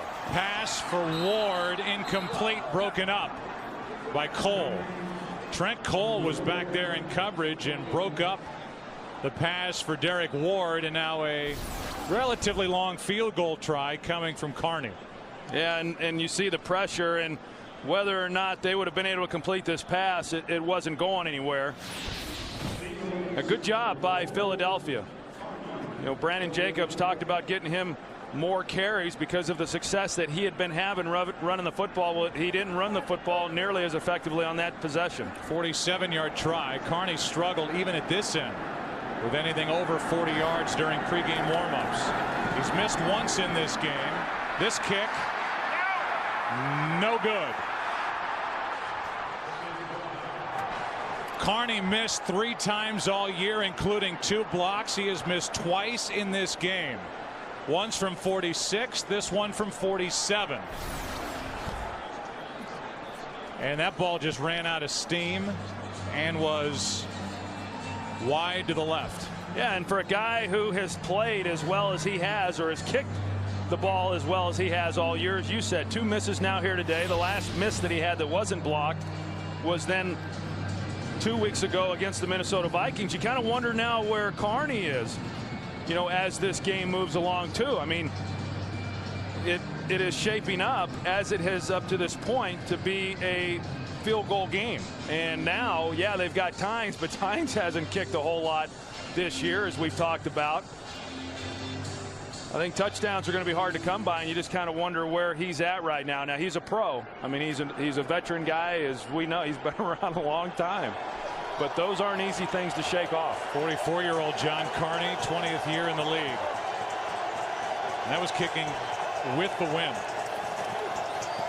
Handoff is to Westbrook. Pierce, Butler, Both in on the stop, a gain of 5. You just kind of get the feeling that at some point Westbrook's going to do something, pretty special, and it hasn't happened yet. But knowing his talents and how they try to get him the ball and how they're able to get him the ball, you just kind of sense that at some point something's going to break and he's going to make a big play. 2nd down and 5. McNabb trying to drop it off for Buckhalter. He was covered by Terrell Thomas, who kind of peeled back. Good pressure by Barry Cofield on that play. Brings up 3rd and 5.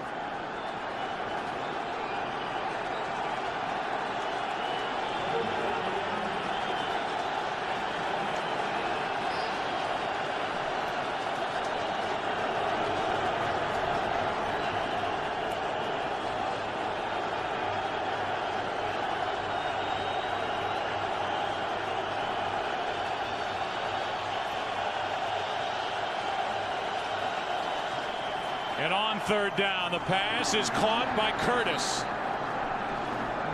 1st down, an 8-yard completion to Kevin Curtis. I tell you what, that is a great throw by Donovan McNabb. He's got pressure in his face. Kevin Curtis runs a route. Great coverage by Corey Webster. But because of where the ball was thrown, you're going to notice that it's on his back shoulder and away from coverage. And if he had led him where normally the ball you want to put it, I think Corey Webster then was in a great position to be able to knock that one down. Philly now 60% on 3rd down conversions offensively, 6 for 10. McNabb throws, and this one's broken up by Webster, and they'll throw a flag. Webster interfered with Kevin Curtis, and Tom Coughlin is all the way out onto the field.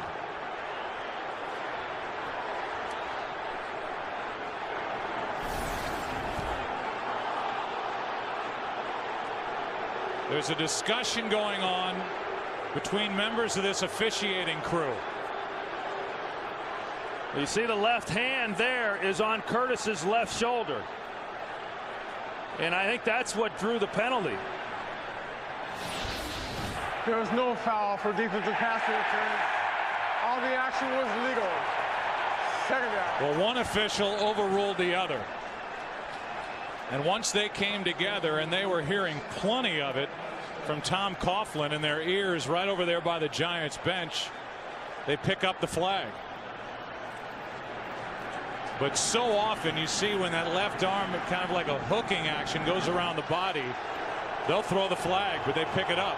Yeah, the official that threw the flag, had a pretty good vantage point there, and he's the one who saw that left hand. 2nd and 10. Timeout, Philadelphia.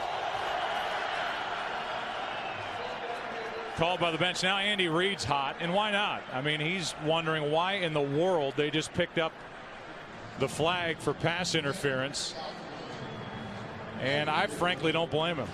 No, I don't blame him for being hot either, and they're probably telling him for the same reason that we took that run off the board there before the end of the half. So they're picking up flags in this game. They didn't throw a flag in that Baltimore-Tennessee game, which is something that will be talked about all week, with no call for a delay of game. And you see that grab, a little bit of a turn of the shoulder on the part of Webster. There it is, the left hand on the left bicep of Kevin Curtis, and then the good play with the right arm. And it was that man right there, the side judge, who threw the flag down the field. And there's not a lot there. I mean, if they had not have called it, I don't think anybody would have been yelling and screaming that, hey, that should have been pass interference. I think what Andy's upset about is the fact that a flag was thrown, and if you throw the flag and deem it to be pass interference, then don't let the fact that Tom Coughlin's over there on that side of the field then talk you into picking it up. 2nd and 10. McNabb over the middle. L.J. Smith is ripped down, and there may have been a face mask in there on the tackle by Pierce. Antonio Pierce got a lot of the face mask of L.J. Smith right there. Personal foul, major face mask, defense number 58. From the end of the run, automatic, 1st down. So 21 yards total on that play, a 6-yard completion, and then the face mask. Yeah, and then you see the job that they're doing on Justin Tuck. I mean, he's gotten everybody's attention. And they say 22 eyes on Westbrook. I'm not so sure there's not 22 eyes on Justin Tuck right now in the protection that they're putting on him. And he looks gassed out there. We saw him go down a little bit earlier. It looked at that time like Antonio Pierce was telling him to go down to get a little rest. Pass to Curtis. Blackburn can't bring him down, and Kevin Curtis is down inside the 15 to the 14-yard line. Play was over. Ball came out after Curtis was down, and that's good for 15 yards and another Philadelphia first down. You know, zone coverage there, and Kevin Curtis just throttles it down so that he's in a clear window and showing his numbers there to Donovan McNabb. Good route there by Kevin Curtis, and good after the catch. Still no sacks for the Giants.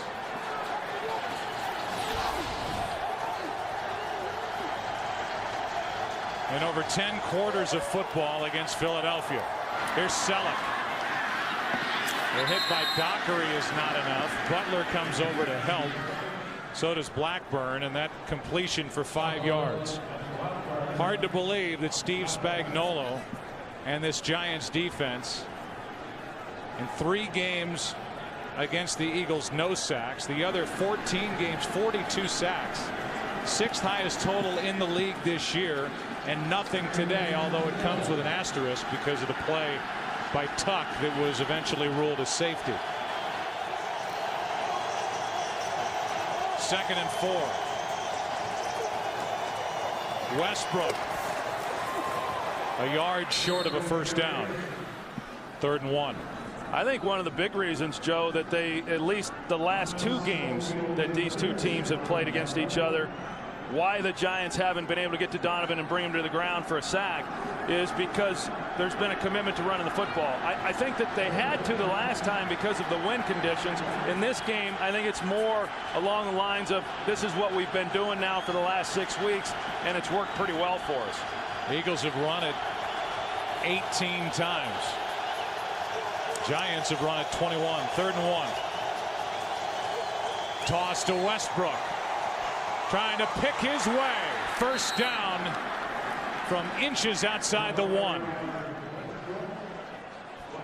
And with that play, the Eagles now will be finished having to work into the wind. This will be the final play of the 3rd quarter. I tell you, Hank Baskett does a good job of sealing the edge, and then they pull Trey Thomas out in front of Westbrook to pick up that first down. We are finished with 3 quarters here at Giant Stadium in what is a physical battle between New York and Philadelphia. Eagles on top. 1st and goal for Philly when we come back.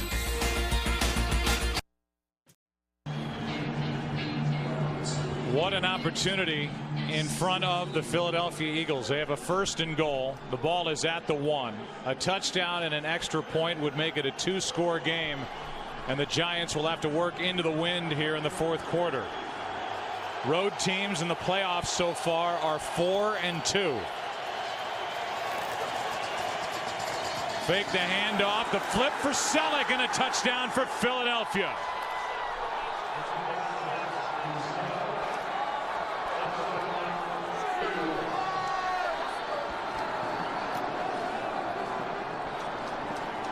Touchdown Eagles, and with the extra point, Akers can make it a 9-point game.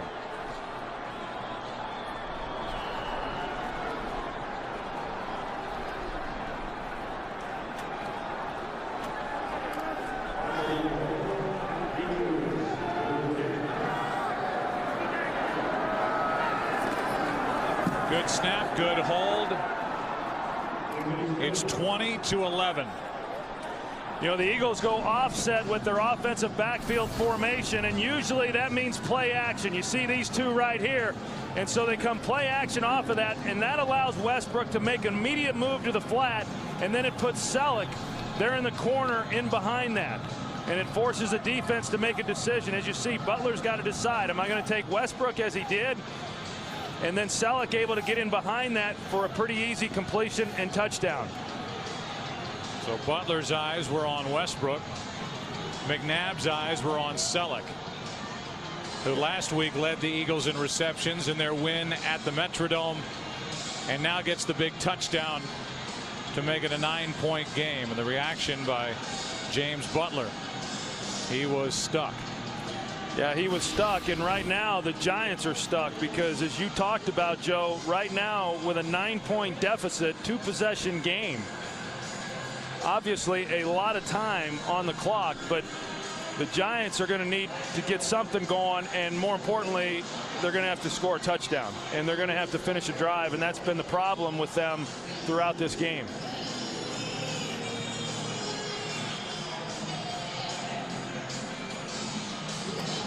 So an 11-1 start for the Giants.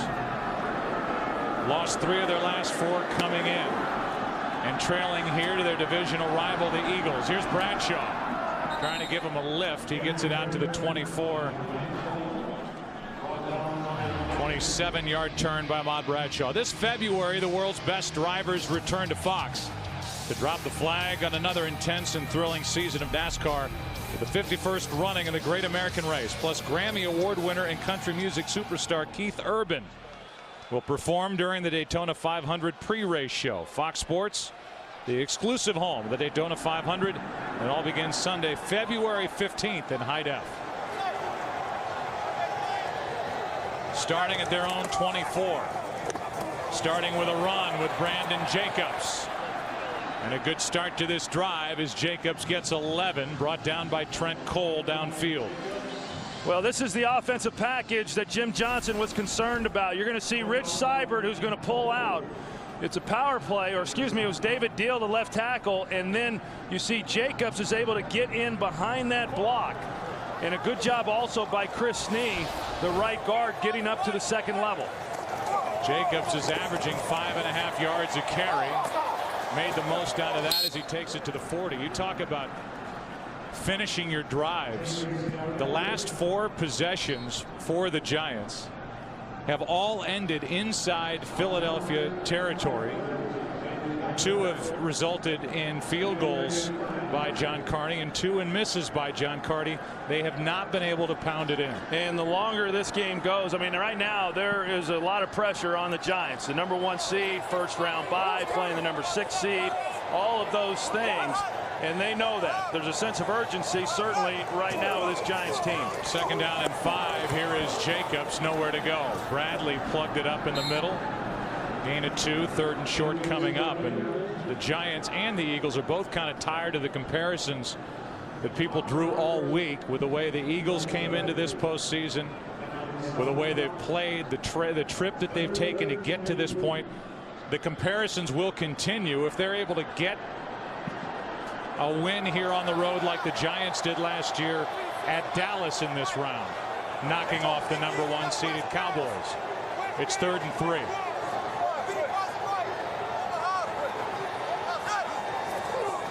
Handoff is to Ward inside, and Derek Ward fights. Depends on the spot. Tell you, that's close, and that was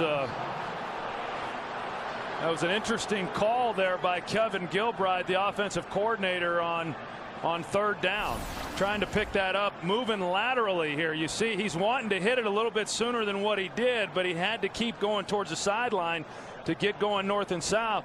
Now they're saying that it's 4th down, but you've got to be able to get a measurement on this so you at least know where you're at. Yeah, you're right.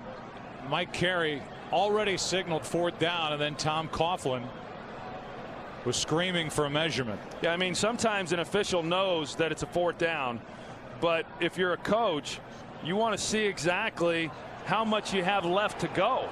And if they say, sometimes they won't even give you the measurement, but you keep pushing for it, so you at least understand whether or not you feel safe going for it on 4th down. I think right here, of course, Tom Coughlin throwing out the red flag. He's going to challenge the spot. But even if they're short, I think I go for it on 4th down. So Tom Coughlin is going to challenge the spot that this officiating crew gave him on the run. On the field is the ball is short of the line to gain.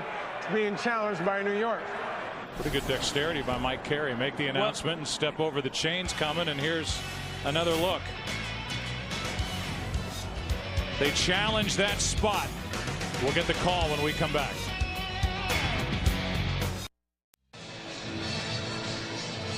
We've looked at it a number of times, and I think most of us are in agreement that the crew put the ball in the right spot.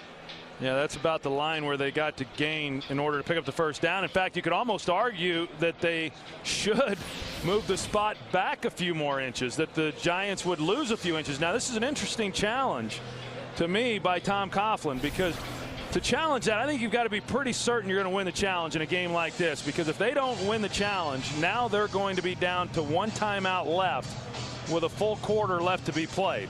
And in all likelihood, this game's going to come down to that timeout being very meaningful, and they've already burned one, you know, with the timeout that Eli had to take. The ruling on the field is correct. Therefore, New York is charged with their second team timeout. And I would say this along those lines, Troy. Tom Coughlin is standing right there. And I think either with his eyes or with his heart, he thought that Derek Ward had enough for the first down. He threw the flag, and now Eli Manning back into the huddle, and on 4th and inches, the Giants will go for it. Down by 9 at their own 45. Hold on. Till we're back. Rest, well, I would think this would be a quarterback sneak. Rest till we're back. Here we go.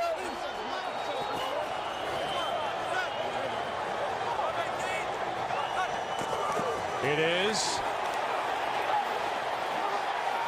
And he didn't move at all. It certainly looks like the Philadelphia defense held, but it depends on what kind of forward progress they gave Eli Manning, and they did not give him enough. Philly takes over.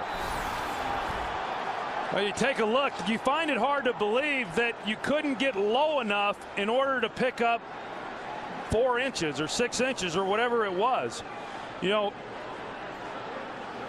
the line gets stood up, but you got to get lower and get underneath all that as the quarterback. If you do nothing else but dive forward at the feet of the offensive lineman, you're going to pick up that first down. You can't run as high as what Eli was trying to pick this up. I mean, there's enough movement there that you should be able to stay low enough as the quarterback to pick up a first down with no more than what they needed. Broderick Bunkley, who has had a great year, was in the middle of that and shut down that play for the Eagles, who continue to ride their defense. Now they'll try to ride Westbrook as he picks up 3. What a stop by this Philadelphia defense, which ended the year ranked 3rd in the NFL overall, the #1 defense in the NFC. And Bunkley is getting congratulations, and rightly so, for what he did in the interior defensive line for the Eagles. Well, he has had a heck of a year, and he's playing well here today, and none bigger than that last one. Defensive coordinator for Philadelphia, Jim Johnson, is up in the booth for the first time with the Eagles, bothered by a bad back. Here's Curtis. Pierce makes the play. Curtis is down at the 45 yards short of a first down. So 3rd down and 5.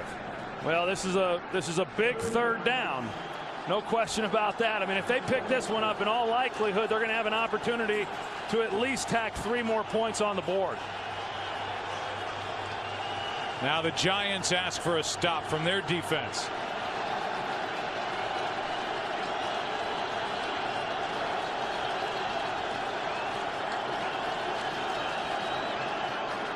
McNabb swings it out. Westbrook doesn't make it. Good play by Corey Webster. I tell you, that is a great play by Corey Webster. When Westbrook caught this, I thought automatic first down.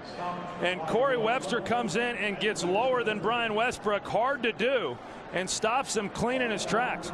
You see Webster, he's retreating, sees that Westbrook has it, comes right at him. You know, how many times do you see a defensive back just dive at a runner's ankles? If Webster had done that, Westbrook probably picks up the first down. Great play by Webster.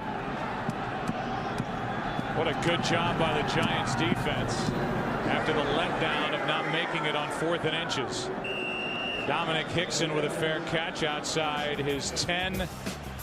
They'll mark it at the 11. That's where the Giants offense will go back to work. 4th quarter, down by 9.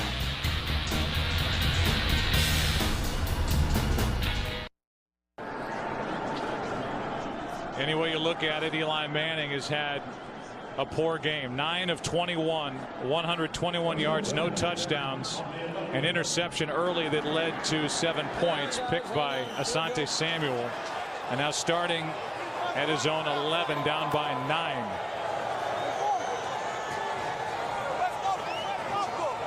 The number 1 seed in trouble. Number 2 seed in the NFC lost last night. Ward stays up. Out to the 25. Quentin Demps on the tackle. A run of 14 yards for Derek Ward, a free agent to be. Derek Ward doing a good job of really just keeping his feet going and getting through some tackles. There were a few opportunities that the Eagles had there in order to get him on the ground, and yet Derek Ward was able to keep the play alive. Remember, only 1 timeout remains for the Giants. They lost 1 on a challenge and lost 1 when they had to use it with the play clock expiring. Ward right side. Good run. Back-to-back strong runs by Derek Ward. This one good for 8. And you think about Derek Ward, who was signed by the Giants off the Jets practice squad, and how productive he has been. You know, the last couple of years he hasn't even been healthy to play, and so this is the first time in many years that he's had a chance to be playing. Hasn't been in the playoff game ever, first one, and he's doing a pretty good job. Now what you get with him that you don't get with Brandon Jacobs is you get the receiving threat. You know, a guy who was 4th on the team in receptions this year. 2nd and 2, back to Ward, picks up the first down. Down to the field and Chris Myers. Joe, you mentioned Jim Johnson, defensive coordinator, upstairs, a little unusual. Down on the field, Pete Jenkins, defensive line coach, interacting with the defensive players. And as Troy pointed out earlier, the all-out commitment to the run by this Eagle defense. Jenkins has reminded the defense, stay committed to the run. Even though we're in this situation, it's effective. We don't need to blitz. Which brings up the larger point about the absence of Plaxico Burress. That was Dawkins circled on first down. Manning over the middle, hits Toomer, first catch out to the 45.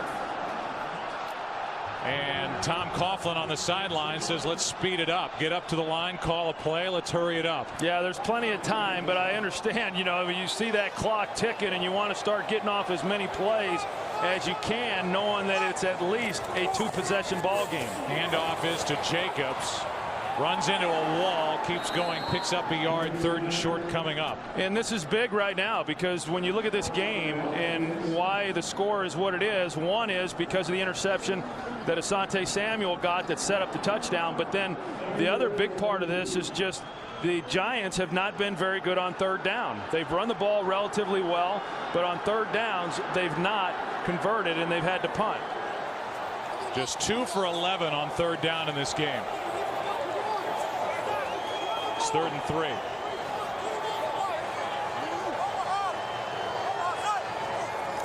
A direct snap to Ward running right.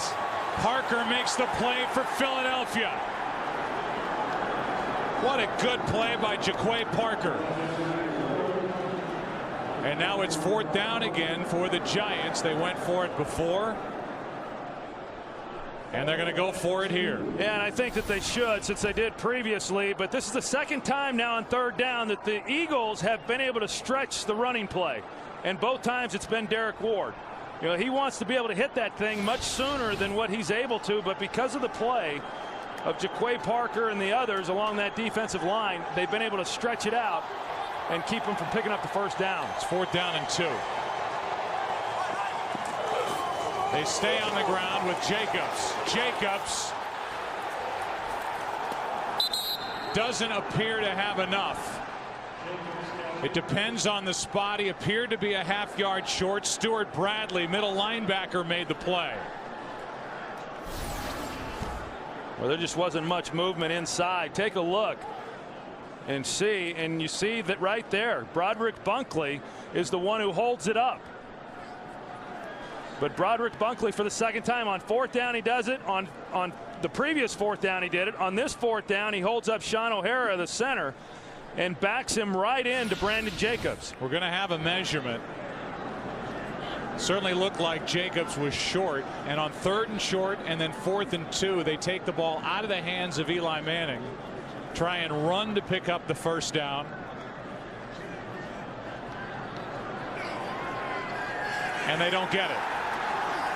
Back-to-back series, the Philadelphia Eagles defense wins the battle with this Giants offensive line, and they take over up by 9. Under 6.5 to play. Certainly a lot of head shaking and a lot to talk about over on that bench for the Giants offensive line, which has been highly celebrated all year. They've been overpowered by the Philadelphia defensive front as Buckhalter loses 1.5 yards. Michael Johnson, the first guy there. And we go back to the last series and first look at the 4th down play. Yeah, here's the 4th down, and watch the job that Bunkley does there in holding up Sean O'Hara. But look at this lane right back here on the backside that Brandon Jacobs just never sees. If he sees it, he probably picks up the 1st down. Now here's 3rd down. Dominic Hickson is being asked to block Jaquay Parker, and he's not going to do that. And so Jaquay Parker then is able to make the tackle and keep them from picking up that 1st down on 3rd down. Donovan McNabb down the sideline for Jackson. What a pass and catch. Deshaun Jackson, the rookie. No signal yet, is going to be called out of bounds. Right now they have him at the 7. Working on Corey Webster. Beautiful throw. And now the officials are going to again get together and figure out what they just watched.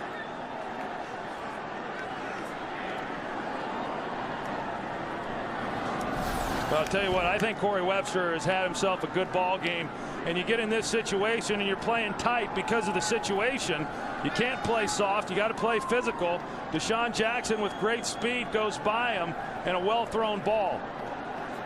And you can see that Jackson keeps his feet in bounds, and they have just placed the ball at the 1. 1st and goal, and this could be a knockout blow. A 48-yard completion to Deshaun Jackson. Westbrook gets it and cannot get in. Tripped up and brought down at the 1. 2nd and goal.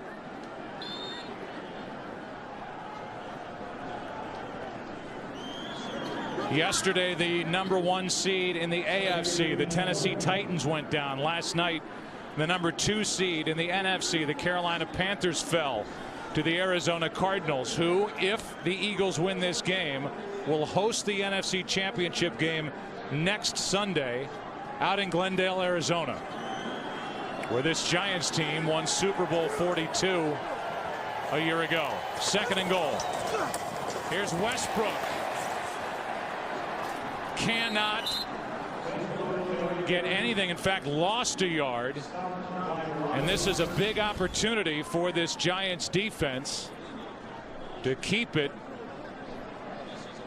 to within reason. It's a 9-point game. If the Giants defense can force the field goal, it becomes a 12-point game, and you're still within 2 touchdowns of winning. With 1 timeout and the clock continuing to tick. It's 3rd and goal.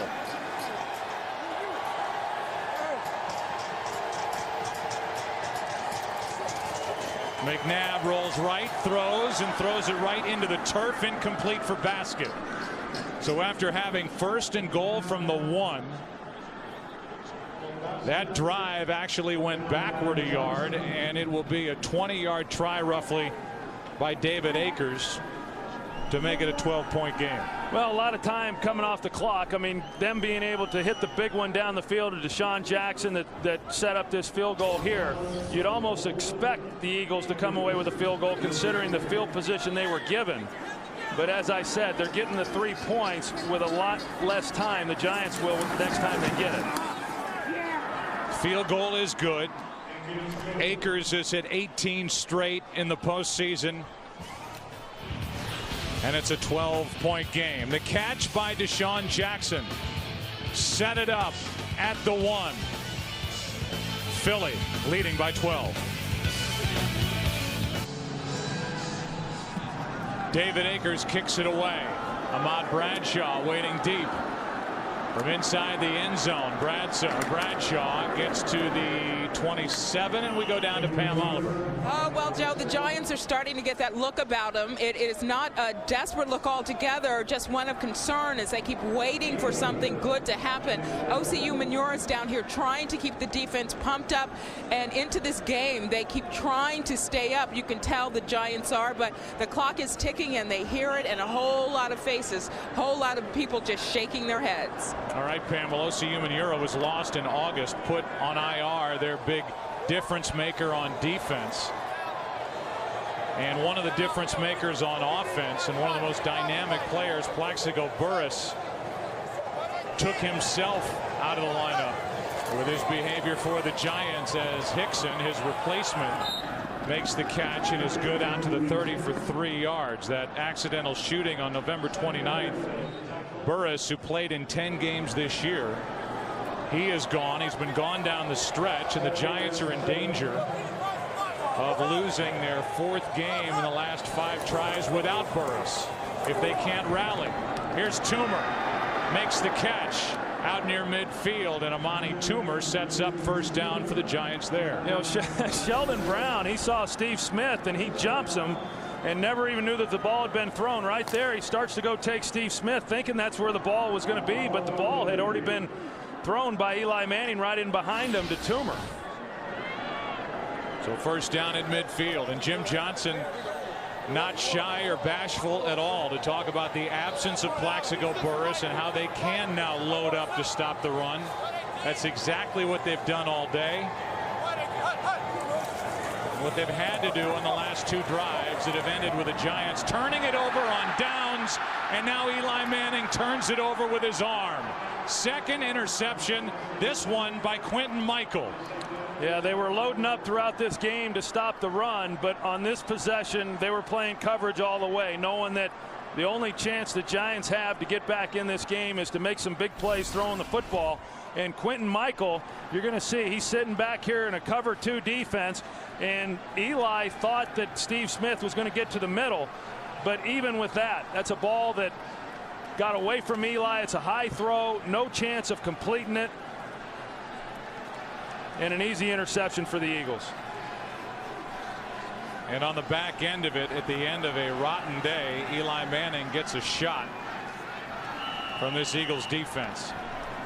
And that look says it all by Manning, who didn't play like this at all during the playoffs last year or into the Super Bowl for Tom Coughlin. Yeah, or even really this season, because he has done a good job all year of not throwing the interceptions.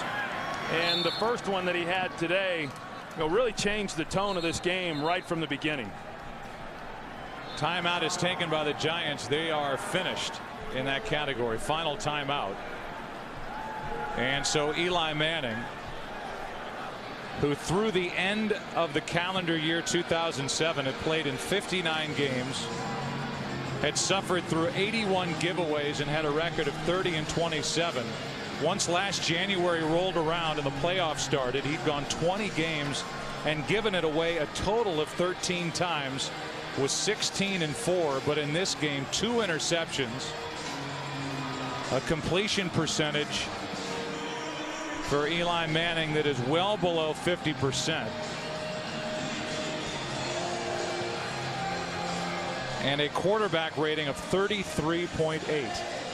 Well, it had been discussed all week long about where are these Giants, having lost 3 of 4. Where are they coming into the playoffs? And, as you would expect, the players said, hey, we're fine. We're not worried about it. We rested players the last week of the season against Minnesota. We played when we had to against Carolina.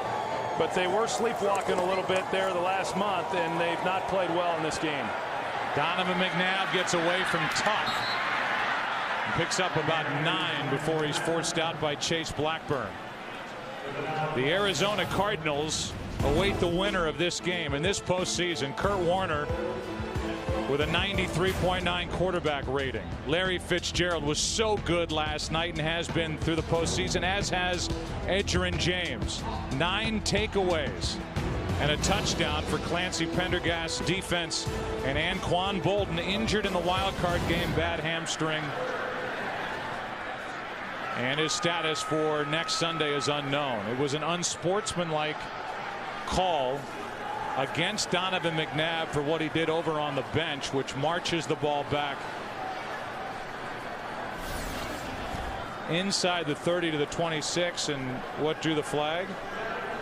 Donovan McNabb picking up the phone on the Giants bench. You know, sometimes I don't know what runs through that guy's head. I mean, that's silly and unnecessary, and drew the flag. And you know, I know there's been a lot of frustration on the part of Donovan McNabb getting benched in that November 23rd game against Baltimore. He's played very well since, and he's got his team steered toward the NFC Championship game. It'll be his 5th, but that was over the top. You know, you think back to the last time the Eagles played Arizona, and that was right after Thanksgiving, or it was Thanksgiving, and how well Philadelphia played.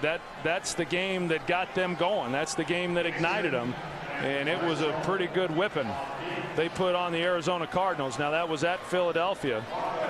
It'll be interesting to see how this championship game goes next week, but the Arizona Cardinals aren't the Eagles may not even be the same team they were at that time. We know the Cardinals aren't the same team that the Eagles faced then. Here's the punt by Rocca, with Hickson having a backpedal inside the 15. And Dominic crosses the 20. Kyle Eckel on the stop after a return of 8 yards, 57-yard punt. I mean, let's be honest. So you and I, and take away the phone thing on the sideline here a second ago, you and I were going into that last game of the regular season. You know what happened on the final day. Everything had to break right for the Eagles just to get into the playoffs, and it had to end with them taking apart the Dallas Cowboys, which it did. Donovan McNabb, you know, so much was written this could be the last game for McNabb. Not just McNabb, but Andy Reid with the Eagles, which for some would be hard to believe, but it was at least in the conversation. And now, considering the run that they've been on, here's Andy Reid, who's about to head to his 5th NFC Championship game in 10 years with Philadelphia. But yet I think once the Eagles got into the playoffs, I don't think this comes as a real big surprise.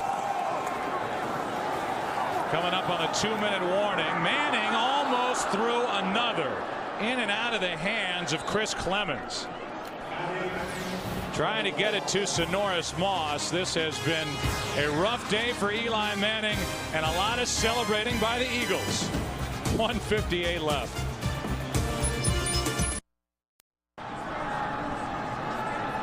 Winding down here at Giant Stadium, 1:58 left. 2nd down and 10 for New York. Manning trying to find someone, has to come underneath to Derek Ward, who is held inbounds and stopped after a gain of 7. Ed Svita, Philadelphia's own statistician, tells me this is the first time ever that the top 3 seeds won't make the NFC Championship game. And that is the case. And how about this, an NFL fact? No game has ended with a final score of 23-11 as Derek Ward picks up a 1st down for the Giants but stays in bounds.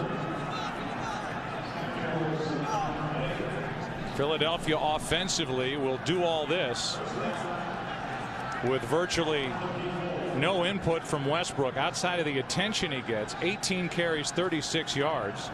That's 2 carries per rush, or 2 yards per rush, and 2 catches for 10 yards as the ball pops out to Steve Smith. The Eagles take over, another turnover, and this one is over. So Troy, 20 touches for Westbrook, 46 total yards. But it's this defense that is celebrating again for Philadelphia. Yeah, the defense stepped up and they made the plays, you know, right from the beginning on through right now. And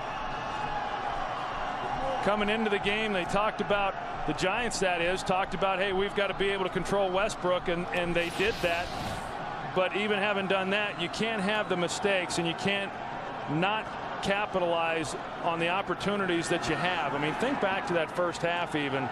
All the chances that the Giants had with good field position and some penalties that knocked them maybe out of good field position, but not capitalizing, not finishing drives, not converting third downs. And that's the essence of football, and they didn't get those things done. Last year, the Giants went to and won the Super Bowl as a number 5 seed. They had to go through that gauntlet on the road, and now Andy Reid has a number 6 seed headed to the NFC Championship game in Arizona. I would have to imagine that Andy Reid is extremely proud, maybe more proud right now than he has been at any other time during his 10 years with this organization, for them to overcome what they've overcome and be where they're at now, going back to yet another NFC Championship game. Job well done.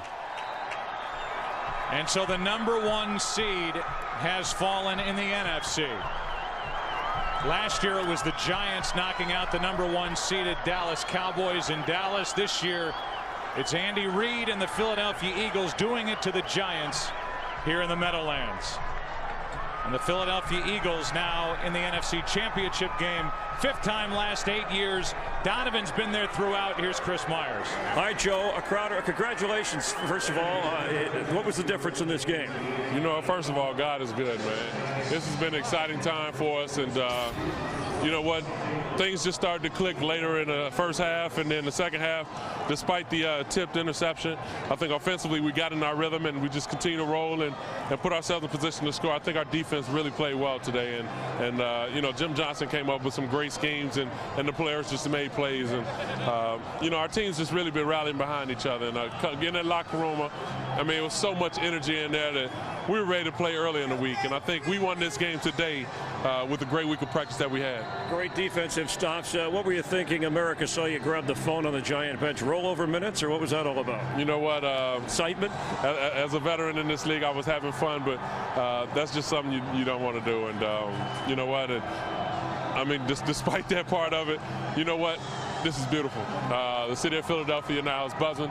This team is buzzing. We're looking forward to going back to obviously my part of town now, Arizona, and it's a little warmer than it is here. Yeah, and Arizona, it's where the streak began, right? I mean, after the benching, now you face the Cardinals with a chance to go to the Super Bowl. I mean, you know what? I don't even go back that far because it feels like it was years ago, and you know, we're playing a team that's obviously playing well at this particular point, but we are too. So it's going to be a grind, and you got 2 teams putting everything on the line, obviously, to take that extra step. I will see you in Phoenix. Thank you. All right, Donovan McNabb, a touchdown through the air and on the ground, Joe. All right, thank you, Chris. Congratulations to the Philadelphia Eagles. There's Big John Runyon. He'll get a chance to relax. The Eagles are now into the NFC Championship game next Sunday in Arizona. What a run they are on. What a run for Andy Reid. Back to wrap up after this.